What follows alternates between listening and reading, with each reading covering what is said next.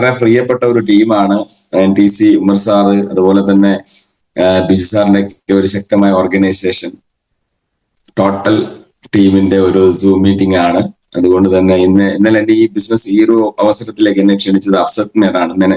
കഴിഞ്ഞ 2 ദിവസം മുന്നെയാണ് ഈ ഒരു ഇൻവിറ്റേഷൻ എനിക്ക് ലഭിച്ചത്. അതുകൊണ്ട് തന്നെ മാഡം പറഞ്ഞപ്പോ ഞാൻ മറത്തൊന്നും പറഞ്ഞില്ല. കാരണം ഏറ്റവും ഇഷ്ടപ്പെട്ട ഒരു ടീമിന്റെ കൂടെ നമുക്ക് കുറച്ച് സമയം ചെലവഴിക്കുക എന്ന് പറയുന്നത് വളരെ സന്തോഷമുള്ള കാര്യമാണ്, അതും പുതുവത്സരത്തിൽ തന്നെ. എന്തായാലും എന്നെ ജസ്റ്റ് ഒന്ന് പരിചയപ്പെടുത്താം. കാരണം കുറച്ച് മാസങ്ങൾക്ക് മുമ്പ് ഞാൻ നിങ്ങളുടെ ഒരു പ്രോഗ്രാമിൽ ഞാൻ വന്നിട്ടുണ്ടായിരുന്നു. എന്തായാലും ആ ഒരു സമയത്തിന് ശേഷം ഒത്തിരി ബിസിനസ്സുകൾ, ഒത്തിരി പുതിയ ആളുകൾ ഈ ബിസിനസ്സിലേക്ക് കടന്നു വന്നിട്ടുണ്ട്. അതുമായിട്ട് ബന്ധപ്പെട്ട് ഒരുപക്ഷെ വളരെ വൈഡായിട്ടുള്ള ഒരു ടീമാണ്. കേരളത്തിന്റെ എല്ലാ ജില്ലകളിലും പടർന്നു പന്തലിച്ച് ശക്തമായ വേരോട്ടമുള്ള ഒരു ടീമായതുകൊണ്ട് തന്നെ പുതിയ ആളുകൾ ഉണ്ടാവും. അപ്പോൾ തീർച്ചയായിട്ടും പരിചയപ്പെടുത്തേണ്ട അത്യാവശ്യമാണ്. എന്റെ പേര് സുജേഷ് എന്നാണ്. സ്ഥലം വടകരയാണ്. വടകരയിൽ നിന്ന് ഏകദേശം ഒരു 10 കിലോമീറ്ററിന്റെ അപ്പുറത്ത് ഒരു കുന്നുമക്കര എന്ന് പറയുന്നൊരു പ്രദേശത്താണ് ഞാൻ ഈ ബിസിനസ്സുകാർ നിങ്ങൾ സംവദിക്കുന്നത്. എന്നെ ഈ ഇൻഡസ്ട്രിയിലേക്ക് പരിചയപ്പെടുത്തിയത് മറ്റാരുമല്ല, ഞാൻ എപ്പോഴും പ്രോഗ്രാമിൽ പറയുന്നത് എന്റെ രക്ഷിതാക്കന്മാർ കഴിഞ്ഞ ഏറ്റവും വലിയ കടപ്പാടുള്ള ഒരു വ്യക്തിയാണ് മിസ്റ്റർ ബെൽനി MM. നിങ്ങളുടെ പ്രദേശത്തിനുള്ള താമരശ്ശേരി സ്വദേശിയാണ്. ഈ ഒരു ടീം ഫോം ചെയ്തതും താമരശ്ശേരി ബേസ് ചെയ്തിട്ടാണ് ആദ്യം. അതുകൊണ്ടാണ് അങ്ങനെ പറയാൻ കാരണം. ഇന്ന് ഈ ഇൻഡസ്ട്രിയിലേക്ക് ഞാൻ വരുന്നത് 2016-17 കാലഘട്ടങ്ങളിലാണ് ഞാൻ ഈ ഇൻഡസ്ട്രിയിലേക്ക് സ്റ്റാർട്ട് ചെയ്യുന്നത്. ആ ഒരു സമയത്ത് ഞാൻ വടകരയിൽ ഒരു ഓട്ടോ കൺസൾട്ടന്റ് ആയിട്ട് പ്രവർത്തിക്കുന്ന സമയം ഞാൻ ഈ ബിസിനസ്സിലേക്ക് എന്നെ പരിചയപ്പെടുത്തിയ വ്യക്തി ബെൽനി സാർ വഴി വരുന്നു. തുടക്കത്തിലൊന്നും ഈ ബിസിനസ്സിൽ സീരിയസ് ആയിരുന്നില്ല. എന്തുകൊണ്ട് ഈ ഇൻഡസ്ട്രിയിലേക്ക് വന്നു എന്ന് ചോദിച്ചു കഴിഞ്ഞാല്, ഞാൻ നിലവിൽ ചെയ്യുന്ന മേഖലയിൽ ജോലിയിലുണ്ടായിരുന്ന പ്രയാസങ്ങൾ, അതായത് വരുന്ന കാലഘട്ടം ആ ഒരു മേഖല അത്രത്തോളം പവർഫുൾ ആയി പോകില്ല എന്ന ഒരു തിരിച്ചറിവിൽ നിന്നാണ് ഈ ഒരു ഇൻഡസ്ട്രിയിലേക്ക് വരാൻ കാരണം.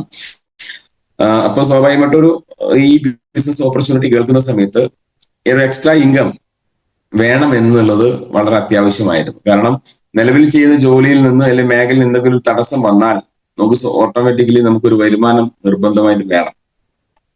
അങ്ങനെ അന്വേഷിച്ചുകൊണ്ട് നിൽക്കുന്ന സമയത്ത് എന്തെങ്കിലും ഒരു ലീഗലായിട്ട് ഒരു തെറ്റില്ലാത്തൊരു മേഖല, ഒരു വരുമാന മേഖല അന്വേഷിച്ചുകൊണ്ട് നിൽക്കുമ്പോഴാണ് ബെൽനി സാർ ഈ ഒരു അവസരം പറയുന്നതും. അന്ന് കമ്പനി എന്താണെന്നോ പ്രോഡക്റ്റ് എന്താണെന്നോ അതിന്റെ ക്വാളിറ്റി എന്താണെന്നോ എനിക്ക് നോക്കാൻ കഴിഞ്ഞിട്ടില്ല. പക്ഷെ അദ്ദേഹം ഏറ്റെടുത്ത സ്ഥിതിക്ക് അദ്ദേഹം വെറുതെ ഒരു സംവിധാനത്തിൽ പോയി ചാടില്ല, അല്ലെങ്കിൽ തെറ്റായ ഒരു സംവിധാനം ചെയ്യില്ല എന്നുള്ള ഉത്തമ വിശ്വാസം ഉണ്ടായിരുന്നു. കാരണം വളരെ വർഷങ്ങളായിട്ടുള്ള പരിചയമാണ്. ആ പരിചയമാണ് എന്നെ ഈ ഇൻഡസ്ട്രിയിലേക്ക് അടുപ്പിച്ചത്. ഞാൻ നിങ്ങളോട് പറയട്ടെ, ഇന്ന് പുതുതായിട്ട് ഈ ഒരു അവസരം കേൾക്കുന്ന വ്യക്തികൾക്കെല്ലാം തന്നെ നിങ്ങൾ മനസ്സിലാക്കേണ്ടത് ഇത്രയേ ഉള്ളൂ. ഞാനൊക്കെ ഈ ഇൻഡസ്ട്രി സ്റ്റാർട്ട് ചെയ്യുമ്പോൾ ഈ ബിസിനസ്സിൽ വലിയ വരുമാനം നേടിയ ആളുകൾ വളരെ കുറവാണ്. അല്ലെങ്കിൽ ഉൽപ്പന്നങ്ങൾ ഉപയോഗിച്ച് വലിയ റിസൾട്ട് ഉണ്ടാക്കിയ ആളുകൾ എനിക്ക് കാണാനില്ല. അതായത് നിങ്ങൾ ഇന്ന് ഉപയോഗിക്കുന്ന കഫ്നിൽ ആയിക്കോട്ടെ, ബ്ലഡ് പ്യൂരിഫയർ ആയിക്കോട്ടെ, വെൽഹാർട്ട് ആയിക്കോട്ടെ, അത് കൊള്ളാവോ എന്ന് ചോദിക്കുന്നതിന് പകരം തൊട്ട അയൽവാസി അത് കഴിച്ച് റിസൾട്ട് നിങ്ങളോട് പറഞ്ഞിട്ടുണ്ടാവും. ഇനി ഇതിൽ കൂടെ രക്ഷപ്പെടാൻ സാധിക്കുമോ എന്ന് ചോദിക്കുമ്പോൾ ഒരുപക്ഷെ നിങ്ങളെ തൊട്ട അയൽവാസി നാഷണൽ ടീം കോർഡിനേറ്ററോ, റീജിയണൽ ടീം കോർഡിനേറ്ററോ, കോണ്ടിനെന്റൽ ടീം കോർഡിനേറ്റർ ഒക്കെ ആയിട്ട് വലിയ മാറ്റം ഉണ്ടാക്കി വലിയ തരംഗമായി നിങ്ങൾ ഏരിയയിൽ നിൽക്കുന്നുണ്ടാവും. ഈ ഒരു സാധ്യതയൊന്നും ഞാൻ ഈ ബിസിനസ് സ്റ്റാർട്ട് ചെയ്ത സമയത്ത് എനിക്ക് ഉണ്ടായിരുന്നില്ല. എനിക്ക് ഈ ബിസിനസിന്റെ പ്രവർത്തിക്കാനുള്ള ഒരു പ്രചോദനം എന്ന് പറയുന്നത് പ്രതീക്ഷകൾ മാത്രമായിരുന്നു.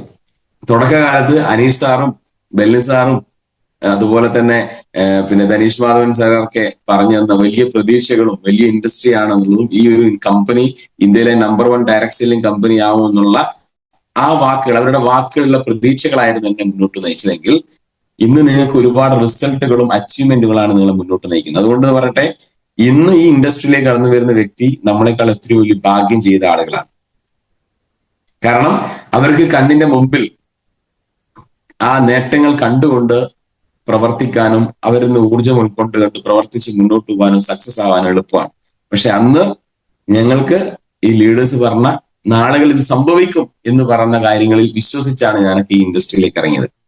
പക്ഷെ അവരുടെ വാക്കുകൾ ഒരിക്കലും തെറ്റായിരുന്നില്ല, അത് 100% ശരിയായിരുന്നു എന്ന് കാലം തെളിയിച്ചു തന്നെയാണ്. കാരണം എന്താ, ഇന്ന് തന്നെ നൂറുകണക്കിന് ലക്ഷക്കണക്കിന് ആളുകൾ ഈ ഇൻഡസ്ട്രിയുടെ ഭാഗമായി അവരുടെ സ്വപ്നങ്ങൾ എന്ത് ചെയ്തിട്ടുണ്ട്, സാക്ഷാത്കരിച്ചുകൊണ്ടിരിക്കുന്നു.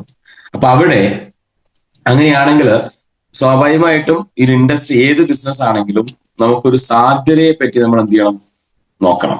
ഈ സ്വാഭാവികമായിട്ട് നമ്മളിപ്പോ ഒരു വ്യക്തി ഇൻഡസ്ട്രിയിലേക്ക് പരിചയപ്പെടുത്തുന്ന സമയത്ത് ഈ ബിസിനസ്സിൽ ഒരു സാധ്യത ഉണ്ടെങ്കിൽ മാത്രമേ നമ്മൾ എന്ത് ചെയ്യണ്ടു, ചെയ്തിട്ട് കാര്യമുള്ളൂ എന്നുള്ളതാണ്. ശരിയല്ലേ? അപ്പൊ സാധ്യതയുള്ള ഒരു ബിസിനസ് ആണോ ഇത്? എന്ത് തന്നെയായാലും കുറച്ച് വർഷങ്ങൾക്ക് മുമ്പേ ഉള്ള ഒരു കണക്ക് പരിശോധിക്കുകയാണെങ്കിൽ ഒരു 2000 മുതൽ 2010 വരെ ലോകത്ത് വന്ന ഒരു മാറ്റം എന്ന് പറയുന്നത് ഓർഗനൈസിങ് റീറ്റെയിലിംഗ് എന്നൊരു സംവിധാനം വന്നു. എന്താണ് ഓർഗനൈസിങ് റീറ്റെയിലിംഗ്? എൻ്റെ ഒരു ചെറുപ്പകാലത്തൊക്കെ ഞാൻ എന്തെങ്കിലും ആവശ്യമുള്ള സാധനങ്ങൾ വാങ്ങിക്കൊണ്ടിരുന്നത് ഞാൻ തൊട്ടടുത്ത റീറ്റെയിൽ കടയിൽ പോയി ഒന്നുകിൽ ഒരു തുണ്ടു പേപ്പറിൽ ആവശ്യമുള്ള സാധനങ്ങൾ എഴുതി കാത്തിരുന്ന് എൻ്റെ ഊഴം വരുമ്പോൾ ഞാൻ പറഞ്ഞ് സാധനങ്ങളൊക്കെ കെട്ടി പാക്ക് ചെയ്തിരുന്ന ഒരു സിസ്റ്റം ആയിരുന്നു. പക്ഷേ അതിനുശേഷം ലോകത്ത് വന്നൊരു വലിയൊരു ചേഞ്ച് ആണ് ഹൈപ്പർ മാർക്കറ്റുകളും സൂപ്പർ മാർക്കറ്റുകളും വന്നു. ആ ഒരു സമയത്ത് വലിയ സമരങ്ങൾ വന്നു. ഇത്തരം ചേഞ്ച് ഉൾക്കൊള്ളാൻ ആളുകൾക്ക് പറ്റിയില്ല. പല സംഘടനകളും ഇതിനെ സമരം ചെയ്തു. ഒരു കാരണവശാൽ ഇത് എന്ത് ചെയ്യാൻ പാടില്ല, ഇവിടെ നടത്താൻ സാധിക്കരുത്, ചെയ്യാൻ പാടില്ല, കാരണം ചെറുകിട കച്ചവടക്കാരെല്ലാം തന്നെ പൂട്ടിപ്പോക്കും, വലിയ നഷ്ടം വരും എന്നൊക്കെ പറഞ്ഞ് വലിയ സമരങ്ങൾ വന്നു. പക്ഷെ സമരങ്ങളൊന്നും അവിടെ വില പോയില്ല. സമരങ്ങൾ ചെയ്ത ആളുകൾ അത് മടുത്ത് നിർത്തുകയല്ലാതെ ആ കമ്പനികളെല്ലാം ആ സിസ്റ്റം വളർന്നു എന്നുള്ളതാണ്. അങ്ങനെയാണ് വലിയ ഹൈപ്പർ മാർക്കറ്റുകൾ പോലെ എന്തായി ബിഗ് ബസാർ പോലത്തെ വൻകിട അതായത് ജിയോ പോലത്തെ റിലയൻസ് പോലത്തെ വലിയ മാളുകൾ വന്നു. ഇന്നും ഈ സമരം ചെയ്ത ആളുകൾ പോലും അവരുടെ ആവശ്യങ്ങൾക്ക് വേണ്ടി അവരെ സമീപിക്കുന്നത് എന്താണ്, ഇത്രയും വലിയ മാളുകളെയാണ്. അപ്പൊ 2000 മുതൽ 2010 വരെ വന്ന വലിയൊരു മാറ്റമാണ് ഓർഗനൈസിങ് റീറ്റെയിലിംഗ്. ആ മാറ്റം വന്നപ്പോൾ ഉൾക്കൊള്ളാൻ പ്രയാസമായിരുന്നു. പക്ഷെ കുറച്ച് കഴിഞ്ഞപ്പോൾ ആളുകൾ ആക്സെപ്റ്റ് ചെയ്തു. അത് ഇന്നും ലോകത്ത് ശക്തമായിട്ട് വരുന്നു. അത് ആദ്യമായി തുടങ്ങിയ ആളുകളെല്ലാം തന്നെ അതിശക്തമായ വരുമാനം നേടി ലോകത്തിലെ വലിയ കോടീശ്വരന്മാരായി എന്നുള്ളതാണ്. രണ്ടാമത് വന്നൊരു ചേഞ്ച് ആണ്, ഉൾക്കൊള്ളാൻ വലിയ പാടായിരുന്നു, ഇ കൊമേഴ്സ് എന്ന ഒരു സിസ്റ്റം. ഓൺലൈൻ വഴിയുള്ള ബിസിനസ്സുകൾ വളരെ ശക്തമായിട്ട് ലോകത്ത് വന്നു. നമ്മൾ എന്തിനേറെ പറയുന്നു, നമ്മളൊരു ഡ്രസ്സ് പോലും എടുക്കുന്നത് ഓൺലൈനിൽ നിന്നാണ്. നമ്മളെ മൊബൈൽ ഫോണിൽ ഡിസ്പ്ലേ ഒന്ന് സൂം ചെയ്ത് കളർ നോക്കി സെലക്ട് ചെയ്യുന്ന ഒരു സാഹചര്യത്തിലേക്ക് എന്ത് ചെയ്തിട്ടുണ്ട്, ഇന്ന് ലോകം മാറി. പക്ഷെ ഒരു 10-15 വർഷങ്ങൾക്ക് മുമ്പ് ഒരു ഒരു ഷർട്ട് എടുക്കണമെങ്കിലോ ഒരു സാരി വാങ്ങണമെങ്കിലോ ആ കടയിൽ പോയി 2, 3, 4 തവണ ആ പ്രോഡക്റ്റ് അല്ലെങ്കിൽ ആ ഒരു മെറ്റീരിയൽ പിടിച്ചു നോക്കി കോട്ടൺ ആണോ പോളിസ്റ്റർ ആണോ ഒരു അരമണിക്കൂറെങ്കിലും സെർച്ച് ചെയ്തൊക്കെയാണ് ആളുകൾ വാങ്ങിയിരുന്നെങ്കിൽ ആ ഒരു മാനസികാവസ്ഥ മാറി. നിങ്ങളൊരു ഡിസ്പ്ലേയിൽ കണ്ട് സെലക്ട് ചെയ്യുന്ന ഒരു സാഹചര്യത്തിലേക്ക് എന്തിട്ടുണ്ട് മാറി. ഈ ഒരു ചേഞ്ച് ലോകത്ത് കൊണ്ടുവന്നത് 2010 to 2020 ലോകത്ത് ഇ കോമേഴ്സിന്റെ ഒരു വലിയ ശക്തമായ തേരോട്ടം വന്നു. അതിനെ ബേസ് ചെയ്തിട്ട് വലിയ കമ്പനികൾ കോടീശ്വരന്മാരായി, അല്ലെ കോടികൾ ആസ്തി ഉണ്ടാക്കി. അതിലൊന്നാണ് ആമസോണും ഫ്ലിപ്കാർട്ടും പോലത്തെ വലിയ കമ്പനികൾ. അവിടെയും സമരം വന്നു. ചെറുകിടക്കാർ എന്തായി, നഷ്ടപ്പെട്ടു പോകും, നശിച്ചു പോകും, അതുകൊണ്ട് ലോകം നമ്മളെ സമ്പദ്ഘടന തകർന്നു പോകും എന്നൊക്കെ പറഞ്ഞപ്പോ അതൊക്കെ കുറച്ചു കാലം ഉണ്ടായിരുന്നുള്ളൂ. പക്ഷെ ഇന്നും ആ ഒരു മേഖല ശക്തമായി പോകുന്നു. അതിന്റെ ഭാഗമായ ആളുകൾ എന്തിട്ടുണ്ട്, കോടികൾ നേട്ടങ്ങൾ ഉണ്ടാക്കി എന്നുള്ളതാണ്. അപ്പൊ എന്ത് കാര്യവും വരുമ്പോ ഫസ്റ്റ് ആളുകൾക്ക് അത് അംഗീകരിക്കാൻ വലിയ പ്രയാസമാണ്. പക്ഷെ ഒരു സമയം കഴിയുമ്പോൾ ആളുകൾക്ക് മനസ്സിലാവും ഇനി വരുന്ന മാറ്റം ഇത് തന്നെയാണ്. അങ്ങനെ എതിർത്ത ആളുകൾ പോലും അതിന്റെ ഭാഗമാകുന്ന ഒരു കാലഘട്ടത്തിൽ കൂടിയാണ് നമ്മൾ കടന്നു പോകുന്നത്. അങ്ങനെയാണെങ്കിൽ 2020 to 2030 കാലഘട്ടം അല്ലെ 2050 വരെ വിദഗ്ധർ പറയുന്നത് ലോകത്ത് ഇനി ശക്തമായി മാറാൻ പോകുന്നത് കമ്മ്യൂണിറ്റി കൊമേഴ്സ് എന്ന് പറയുന്ന നമ്മളൊക്കെ ചെയ്യുന്ന ഒരു പ്ലാറ്റ്ഫോം ആണെന്ന് പറയുന്നത്. ഇവിടുത്തെ വ്യത്യാസം എന്ന് പറഞ്ഞു കഴിഞ്ഞാൽ ഉൽപ്പന്നങ്ങൾ വാങ്ങുമ്പോൾ അതിന്റെ കൂടെ ഒരു എക്സ്ട്രാ ബെനിഫിറ്റ് കൂടെ ആ വാങ്ങുന്ന വ്യക്തിക്ക് ലഭിക്കുന്നു എന്നുള്ളതാണ് കമ്മ്യൂണിറ്റി കൊമേഴ്സിന്റെ ബെനിഫിറ്റ് എന്ന് പറയുന്നത്. ഇപ്പൊ ഒന്നും വേണ്ട, നമ്മളൊരു ഉൽപ്പന്നം വാങ്ങുമ്പോൾ വാങ്ങുന്നവന്റെ കയ്യിൽ വിൽപ്പനക്കാരന്റെ ലൈസൻസ് കൊടുക്കുന്ന ഒരു സിസ്റ്റമാണ് കമ്മ്യൂണിറ്റി കൊമേഴ്സ്, റഫറൽ മാർക്കറ്റിംഗ്. നിങ്ങൾ ആലോചിച്ച് നോക്കിയേ. ഞാൻ ഒറ്റ കാര്യം നിങ്ങളോട് ചോദിക്കട്ടെ, പുതിയ ആളുകളുടെ അടുത്ത് എനിക്ക് പറയാനുള്ളത്, ഈ ഇൻഡസ്ട്രിയിലേക്ക് വരുമ്പോൾ ഡയറക്ട് സെല്ലിംഗ് എന്ന് പറയുന്ന ഒരു സിസ്റ്റത്തിലേക്ക് വരുന്നതിന് മുമ്പ് നമ്മൾ അധ്വാനിച്ച പൈസ കൊണ്ട് നമ്മൾ എന്ത് ചെയ്തിട്ടുണ്ട്, കുറെ ഉൽപ്പന്നങ്ങൾ നമ്മളെ വീട്ടിലേക്ക് ആവശ്യമുള്ള സാധനങ്ങൾ വാങ്ങിയിട്ടുണ്ട്. ശരിയല്ലേ? എന്തിനേറെ പറയുന്നു, ഒരു പേസ്റ്റ് തീർന്നാൽ, ഒരു സോപ്പ് തീർന്നാൽ, ഒരു ബ്രഷ് കഴിഞ്ഞാൽ, അല്ലെങ്കിൽ വീട്ടിലേക്കുള്ള പല വ്യഞ്ജനങ്ങള് എന്തും ആയിക്കോട്ടെ നമ്മൾ വാങ്ങുന്നത് നേരിട്ട് കടയിൽ നിന്നാണ്, കമ്പനിയിൽ നിന്നല്ല. ശരിയാണല്ലോ? അപ്പോ ഉദാഹരണത്തിന് നിങ്ങൾ വീട്ടിലൊരു അലക്ക് സോപ്പ് തീർന്നു, അല്ലെങ്കിൽ കുളിക്കാൻ ഉപയോഗിക്കുന്ന സോപ്പ് തീർന്നു കഴിഞ്ഞാൽ നിങ്ങൾ ഏതെങ്കിലും ഒരു കടയിൽ പോയിട്ട് ഒരു സാധനം വാങ്ങുമ്പോൾ ഞാൻ ചോദിക്കട്ടെ, നിങ്ങൾ ആഗ്രഹിക്കുന്ന വിലക്ക് ആ ഉൽപ്പന്നം കിട്ടാൻ സാധ്യതയുണ്ടോ? ഇല്ല.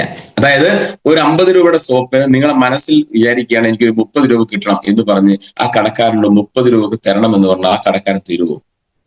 ട്രഡീഷണൽ ബിസിനസ്സിൽ ആ ഒരു സിസ്റ്റം ഇല്ല. അദ്ദേഹം ഇടുന്ന വിലയാണ്. ഒരു 50 രൂപയാണ്, ഒരു 48 രൂപയ്ക്കെങ്കിലും നിങ്ങൾക്ക് ആ സോപ്പ് വാങ്ങാൻ കഴിയുള്ളൂ. ഒന്ന്, നമ്മൾ ആഗ്രഹിക്കുന്ന വിലക്കല്ല ലഭിക്കുന്നത്, മീൻസ് ഒരു ഡിസ്കൗണ്ട് ആസ്വദിക്കാൻ നിങ്ങൾക്ക് കഴിയുന്നില്ല ട്രഡീഷണൽ ബിസിനസ്സിൽ. രണ്ടാമത്തത്, അതിന്റെ ക്വാളിറ്റി ഉറപ്പുവരുത്താൻ നമുക്ക് സാധിക്കുന്നുണ്ടോ? ഉദാഹരണത്തിന്, നിങ്ങളൊരു പേസ്റ്റ് വാങ്ങുന്നു. ഈ പേസ്റ്റിനെ പറ്റി കടക്കാരനോ കമ്പനിക്കാരനോ നിങ്ങൾ എഡ്യൂക്കേറ്റ് ചെയ്തിട്ടാണോ നിങ്ങൾ ആ പ്രോഡക്റ്റ് വാങ്ങുന്നത്? അല്ല. നിങ്ങളൊരു ബ്രാൻഡ് സെലക്ട് ചെയ്യുന്നു, ആ ബ്രാൻഡ് വാങ്ങി ഉപയോഗിക്കുന്നു, അതിന്റെ ക്വാളിറ്റി എന്താണെന്ന് നമ്മൾ നോക്കുന്നില്ല, അത് നമ്മൾ കണ്ടിന്യൂ ചെയ്യുന്നു, കാലങ്ങളോളം ഉപയോഗിക്കുന്നു, അത്രേ ഉള്ളൂ. പല്ല് തേക്കാൻ ഒരു പേസ്റ്റ് വേണം, അത്രേ ഉള്ളൂ ചില ആളുകളെ സംബന്ധിച്ചിടത്തോളം. രണ്ടാമത്, ക്വാളിറ്റി എന്താണെന്ന് ഉറപ്പുവരുത്താൻ കഴിയുന്നില്ല. ഇനി ഇത് ഉപയോഗിച്ച് നിങ്ങൾക്ക് എന്തെങ്കിലും ബെനിഫിറ്റ് കിട്ടി, നിങ്ങൾ മറ്റൊരാൾക്ക് അത് ഷെയർ ചെയ്യുന്ന സമയത്ത് ഒരു റവന്യൂ ജനറേറ്റ് ചെയ്യാൻ, ഒരു ഇൻകംസിന് സാധ്യത ഉണ്ടോ ട്രഡീഷണൽ ബിസിനസ്സിൽ? അവിടെയും നമുക്കൊരു വരുമാനത്തിന് സാധ്യതയില്ല. അങ്ങനെയാണെങ്കിൽ 3 കാര്യങ്ങൾ ട്രഡീഷണൽ ബിസിനസ്സിലുണ്ട്. ഒന്ന്, നമ്മൾ ഡിസ്കൗണ്ട് ആസ്വദിക്കാനോ ക്വാളിറ്റി ഉറപ്പുവരുത്താനോ അതുവഴി ഒരു റവന്യൂ ജനറേറ്റ് ചെയ്യാനോ ട്രഡീഷണൽ ബിസിനസ്സിൽ സാധിക്കുന്നില്ല. എന്നിട്ട് പോലും നമ്മൾ ആവശ്യങ്ങൾക്ക് നമ്മൾ സെലക്ട് ചെയ്യുന്ന മേഖല, പല ആളുകളും ഭൂരിഭാഗവും സെലക്ട് ചെയ്യുന്നത് ട്രഡീഷണൽ ബിസിനസ്സിലൂടെയാണ് ഉൽപ്പന്നങ്ങൾ വാങ്ങുന്നത്. അവിടെ നിന്നാണ് നമ്മളും തമ്മിലുള്ള ഡിഫറൻസ് എന്താണ് ഞാൻ പറയാൻ പോകുന്നത്. ഒന്ന്, ഒരു വ്യക്തി ട്രഡീഷണൽ ബിസിനസ്സിൽ കൂടെ തന്നെ ഉൽപ്പന്നങ്ങൾ വാങ്ങുന്നത് ഒരു ഡയറക്ട് സെല്ലറേക്ക് മാറിയാൽ, ഒരു ഡയറക്ട് സെല്ലിംഗ് സിസ്റ്റത്തിലേക്ക് മാറിയാൽ എന്തൊക്കെ ലഭിക്കുന്നുണ്ട് എന്ന് പറഞ്ഞു കഴിഞ്ഞാൽ, ഒന്ന്, മാക്സിമം ഡിസ്കൗണ്ടിൽ വാങ്ങാൻ കഴിയുന്നു. ഉദാഹരണത്തിന്, ഒരു 100 രൂപയുടെ പ്രോഡക്റ്റ് മിനിമം ഒരു 60 to 70 റുപ്പീസിനെങ്കിലും നമുക്ക് വാങ്ങാനുള്ള ഒരു സാധ്യത നമ്മുടെ ഡയറക്ട് സെല്ലിങ്ങിലുണ്ട്. ശരിയാണല്ലേ? അതായത് മാക്സിമം ഡിസ്കൗണ്ടിൽ വാങ്ങാൻ കഴിയുന്നു. ഒന്നും വേണ്ട, ഇന്നലെ പോലും ഈ ഒരു ഓർഗനൈസേഷനിൽ ഇന്നലെ പോലും ഐഡിയ അടിച്ച് ഇന്ന് 306ഓളം വ്യക്തികൾ ഇതിലുണ്ട്. ഇന്നലെ 2/1/2025 ഐഡിയ അടിച്ച് കയറിയ ആളും, നിലവിൽ ഈ ബിസിനസ് സ്റ്റാർട്ട് ചെയ്ത് ഞാൻ 2016-17 അന്ന് തുടങ്ങിയ സുജേഷിനും ഇന്നലെ തുടങ്ങിയ നിങ്ങൾക്കും ഒരേ വിലയാണ്. ശരിയാണല്ലേ? കമ്പനി പറയുന്നത് ഒരു distributor price and MRP, DP MRP ഉള്ള ഡിഫറൻസ് മാത്രമേ ഉള്ളൂ. അതിന് എത്ര വർഷങ്ങൾക്ക് മുന്നേ വന്നു എന്നോ ഇവിടെ ചോദ്യമില്ല. പേര് കൊടുത്ത് അഡ്രസ്സ് കൊടുത്ത് ID ക്രിയേറ്റ് ചെയ്താൽ കമ്പനിയുടെ ഒരു ഡിസ്ട്രിബ്യൂട്ടറായി, ഒരു അംഗീകൃത വിതരണക്കാരനായി, ആ വിതരണക്കാരന് കമ്പനിക്ക് ഒരു റേറ്റ് ഉണ്ട്, ഡിസ്ട്രിബ്യൂട്ടർ പ്രൈസ്. അതാ ഞാൻ പറഞ്ഞു, വർഷങ്ങൾക്ക് മുമ്പേ തുടങ്ങി എനിക്കും ഇന്നലെ ആരംഭിച്ച നിങ്ങൾക്ക് ഒരേ വിലയാണ്. അപ്പൊ അങ്ങനെയാണെങ്കിൽ ഈ ബിസിനസ്സിലേക്ക് നിങ്ങൾ കൺവേർട്ട് ആകുമ്പോൾ, നിങ്ങൾ വാങ്ങുന്ന ഒരു പേസ്റ്റ്, കോൾഗേറ്റ് ആയിക്കോട്ടെ, ക്ലോസപ്പ് ആയിക്കോട്ടെ, പെപ്സോഡന്റ് ആയിക്കോട്ടെ, എന്തും ആവട്ടെ, ആ ബ്രാൻഡിൽ നിന്ന് മാറി നിങ്ങളൊരു ഹെർബൽ പേസ്റ്റിലേക്ക് മാറുമ്പോൾ കമ്പനി നിങ്ങളോട് പറയുന്നു, നിങ്ങൾ ഒരു അഡീഷണൽ ബെനിഫിറ്റ് നിങ്ങൾക്ക് ആസ്വദിക്കാൻ കഴിയുന്നു, അല്ലെങ്കിൽ ഒരു ഡിസ്കൗണ്ട് ആസ്വദിക്കാൻ കഴിയുന്നു. രണ്ടാമത്തെ പോയിന്റ് എന്ന് പറഞ്ഞു കഴിഞ്ഞാൽ, ഒന്നും വേണ്ട, സെയ്ദ് അലവി സാറാണ് എനിക്കൊരു പേസ്റ്റ് തന്നെങ്കിൽ സാർ എന്നോട് ആ പേസ്റ്റിനെ പറ്റി 5ഓളം ഗുണങ്ങൾ പറഞ്ഞ് ബോധ്യപ്പെടുത്തിയതിനു ശേഷം, ഞാൻ കൺവിൻസ് ആയതിനു ശേഷമാണ്, ഹാപ്പി ആയിട്ടാണ് ഞാൻ ആ പ്രോഡക്റ്റ് വാങ്ങുന്നത്. ശരിയാണല്ലോ? സാർ പറയും, സുജേഷ്, നിന്റെ പല്ലിലെ കറ മാറും, പല്ലിന്റെ പുളിപ്പ് മാറും, വായ്നാറ്റം വ്യത്യാസം വരും, ദന്തക്ഷയം മാറും, പല്ലിലെ മോണയിൽ നിന്ന് രക്തം വരുന്നത് മാറാനുള്ള സാധ്യത ഉണ്ട്. ഇങ്ങനെ നോക്കുകയാണെങ്കിൽ അദ്ദേഹം പറയുന്നു, ഞാൻ കണ്ടതിൽ വെച്ച് ഏറ്റവും മികച്ച ഒരു പേസ്റ്റ് ആണ്, അതുകൊണ്ട് ഞാൻ നിങ്ങളെ സജസ്റ്റ് ചെയ്യുന്നു എന്ന് പറയുമ്പോൾ എന്റെ സുഹൃത്തായിട്ടുള്ള സെയ്ദ് അലവിയെ തള്ളിക്കളയാൻ എനിക്ക് പറ്റില്ല. അതുവഴി ഞാൻ വാങ്ങുന്നു. അപ്പോ എന്താണ്, മാക്സിമം ഡിസ്കൗണ്ടിൽ വാങ്ങുന്നു, അതിനേക്കാൾ ഒരു ക്വാളിറ്റി ഉറപ്പുവരുത്താൻ സാധിക്കുന്നു എന്നുള്ളതാണ്. അങ്ങനെ ഞാൻ പേസ്റ്റ് വാങ്ങി ഉപയോഗിച്ചപ്പോ ഈ ഗുണങ്ങളൊക്കെ എനിക്ക് ആസ്വദിക്കാൻ കഴിഞ്ഞു. എന്റെ വീട്ടിൽ എന്റെ അമ്മക്കും എന്റെ പെങ്ങൾക്കെല്ലാം ഇത് നന്നായിട്ട് ഇഷ്ടപ്പെട്ടു. ഈ ഒരു ഫീഡ്ബാക്ക്, ഈ ഒരു റിസൾട്ട് ഞാൻ എന്ത് ചെയ്യുന്നു, എന്റെ സുഹൃത്തുക്കൾക്കും ബന്ധുക്കൾക്കും ഷെയർ ചെയ്യുമ്പോൾ അവിടെ MRPക്ക് സെല്ല് ചെയ്യാനുള്ള ഒരു ഡിസ്ട്രിബ്യൂഷൻ ലൈസൻസ് കൂടെ കമ്പനി തരുന്നതുകൊണ്ട് ഒരു റവന്യൂ, ഒരു ഇൻകം ജനറേറ്റ് ചെയ്യാൻ എനിക്ക് സാധിക്കുന്നു എന്നുള്ളതാണ്. ഡിഫറൻസ് എനിക്ക് നിങ്ങളോട് പറയേണ്ടത്, വർഷങ്ങളായിട്ട് നമ്മൾ ഏതൊക്കെയോ കമ്പനിയെ ഡെവലപ്പ് ചെയ്യാൻ വേണ്ടി എന്ത് ചെയ്തു, അഹോരാത്രം പ്രവർത്തിക്കുന്നു. ശരിയാണല്ലേ? നമ്മൾ വഴി എന്തിനേറെ പറയുന്നത്, ഹിന്ദുസ്ഥാൻ ലിവർ എന്ന് പറയുന്നത് പ്രത്യക്ഷത്തിൽ പേര് കേൾക്കുമ്പോൾ ഒരു ഇന്ത്യൻ കമ്പനിയായിട്ട് തോന്നാം. ശരിയല്ലേ? ഒരു രസകരമായ ഒരു കാര്യം പറയുകയാണെങ്കിൽ, ഒരു അമേരിക്കക്കാരന് സദാശിവൻ എന്ന് പേരിട്ടാൽ അവൻ ഇന്ത്യക്കാരനാകും? ഒരിക്കലുമില്ല. ശരിയാണല്ലേ? അതായത് ഒരു ബ്രിട്ടൻ കമ്പനിയാണ് ഇന്ത്യയിൽ വന്നപ്പോൾ ഹിന്ദുസ്ഥാൻ എന്ന് പറയുന്ന ഒരു പേര് വെച്ച് ഹിന്ദുസ്ഥാൻ ലിവർ എന്ന് പറയുമ്പോൾ നമ്മളെ ധാരണ ഒരു സ്വദേശി കമ്പനിയാണ്, നമ്മളെ ഇന്ത്യൻ കമ്പനി പോലെ ഫീൽ ചെയ്യുന്നു. അവരുടെ പ്രോഡക്റ്റുകൾ നമ്മൾ വാങ്ങുന്ന വഴി ആവറേജ് ഒരു 36,000 കോടിക്ക് മേലെ ഇയർലി ആ ഒരു കമ്പനി ഇന്ത്യയിൽ നിന്ന് റവന്യൂ ഊറ്റി അവരുടെ രാജ്യത്തേക്ക് കൊണ്ടുപോകുന്നു. പക്ഷെ ഞാൻ നിങ്ങളോട് പറയട്ടെ, നമ്മളുടെ മൈൻഡ് സെറ്റ് ഒന്ന് മാറ്റിയാൽ, നമ്മളുടെ വാങ്ങുന്ന രീതി ഒന്ന് മാറ്റിയാൽ ഈ റവന്യൂ നമ്മൾക്ക് നേടിയെടുക്കാൻ സാധിക്കും. ഈ ടാക്സ് ഒക്കെ നമുക്ക് വാങ്ങാൻ സാധിക്കും. ഈ ടാക്സ് ഉപയോഗിച്ചുകൊണ്ട് സർക്കാർ നമ്മളെ റോഡുകള്, വിദ്യാഭ്യാസ സാധനങ്ങള്, നമ്മളെ ഹെൽത്തുമായിട്ട് ബന്ധപ്പെട്ട ഹോസ്പിറ്റാലിറ്റി, ഈ സംവിധാനത്തിലേക്ക് ബെറ്റർ ആയിട്ടുള്ള സർവീസ് നമുക്ക് തരാൻ സാധിക്കും എന്നുള്ളതാണ്. അങ്ങനെയാണെങ്കിൽ രാജ്യത്തിന്റെ പുരോഗതിക്ക് നമ്മൾ വളരെ ആത്മാർത്ഥമായിട്ട് നമ്മൾ ഇടപെടുന്നുണ്ടോ ഇല്ലയോ ഈ ബിസിനസ്സിൽ? എന്തിനേറെ പറയുന്നു, ലോകത്ത് എല്ലാ രാജ്യങ്ങളിലും സൈനികർക്ക് വളരെയേറെ ബഹുമാനം കൊടുക്കുന്നുണ്ട്. നമ്മൾ വളരെ പ്രൗഡായിട്ട് നമ്മളെ സൈനികർക്ക് നമ്മൾ വളരെ ആത്മാർത്ഥതയോടെ സ്നേഹിക്കുന്ന ആളുകളാണ് സൈനികർ. കാരണം എന്താ, രാജ്യ സുരക്ഷ നൽകുന്നത് അവരാണ്. നമ്മൾ ഇത്രത്തോളം പിന്നെ ടെൻഷൻ ഇല്ലാതെ, ഒരുവിധ ടെൻഷനോ പ്രയാസമില്ലാതെ നമ്മൾ രാത്രി സ്വന്തം വീട്ടിൽ കിടന്നുറങ്ങുന്നത് രാജ്യം സുരക്ഷയ്ക്കായിട്ട് അഹോരാത്രം ഊണും ഉറക്കം ഒഴിഞ്ഞ് പ്രവർത്തിക്കുന്ന ഒരു സൈനിക നിര. അതുകൊണ്ട് തന്നെ ലോകത്ത് അല്ല, രാജ്യത്ത് അവർക്ക് അതിലേറെ ബഹുമാനിക്കുന്ന ഒരു മേഖലയാണ് സൈനികർ. പക്ഷേ നമ്മൾ അതുപോലെ നമ്മളും ബഹുമാനിക്കപ്പെടേണ്ട ആളുകളാണ്. നമ്മൾ ചെയ്യുന്ന ജോലിയിൽ നമ്മൾ വളരെ പ്രൗഡായിട്ട് പറയണം, ഞാനൊരു ഡയറക്ട് സെല്ലറാണ്. കാരണം അവർ നമ്മളെ രാജ്യ സുരക്ഷയ്ക്ക് പ്രവർത്തിക്കുന്നുണ്ടെങ്കിൽ നമ്മൾ അവരുടെ രാജ്യ സമ്പദ് വ്യവസ്ഥയ്ക്ക് നമ്മൾ എന്ത് ചെയ്യുന്നു, വളരെയേറെ കോൺട്രിബ്യൂട്ട് ചെയ്യുന്നുണ്ട്. കാരണം നിങ്ങൾ വെക്കുന്ന ഓരോ പ്രോഡക്റ്റിനും ടാക്സ് പേയ്മെന്റ് ചെയ്യുന്നുണ്ട്. നിങ്ങൾ വാങ്ങുന്ന ഓരോ ഇൻകത്തിനും നിങ്ങൾ TDS കട്ടിയിട്ട് സർക്കാരിന് ടാക്സ് അടക്കുന്നുണ്ട്. ഈ ഫണ്ട് ഉപയോഗിച്ചുകൊണ്ട് സർക്കാർ വലിയ ആരോഗ്യ മേഖലയിലായിക്കോട്ടെ വികസന പ്രവർത്തനങ്ങൾ നമ്മൾ അറിയാതെ ഭാഗവാക്കാവുന്നു എന്നുള്ളതാണ്. അപ്പോ ഞാൻ നിങ്ങളോട് പറയട്ടെ, ഒരു സോപ്പും പേസ്റ്റും ചീർപ്പും വെക്കുന്ന ഒരു ബിസിനസ് അല്ല ഇത്.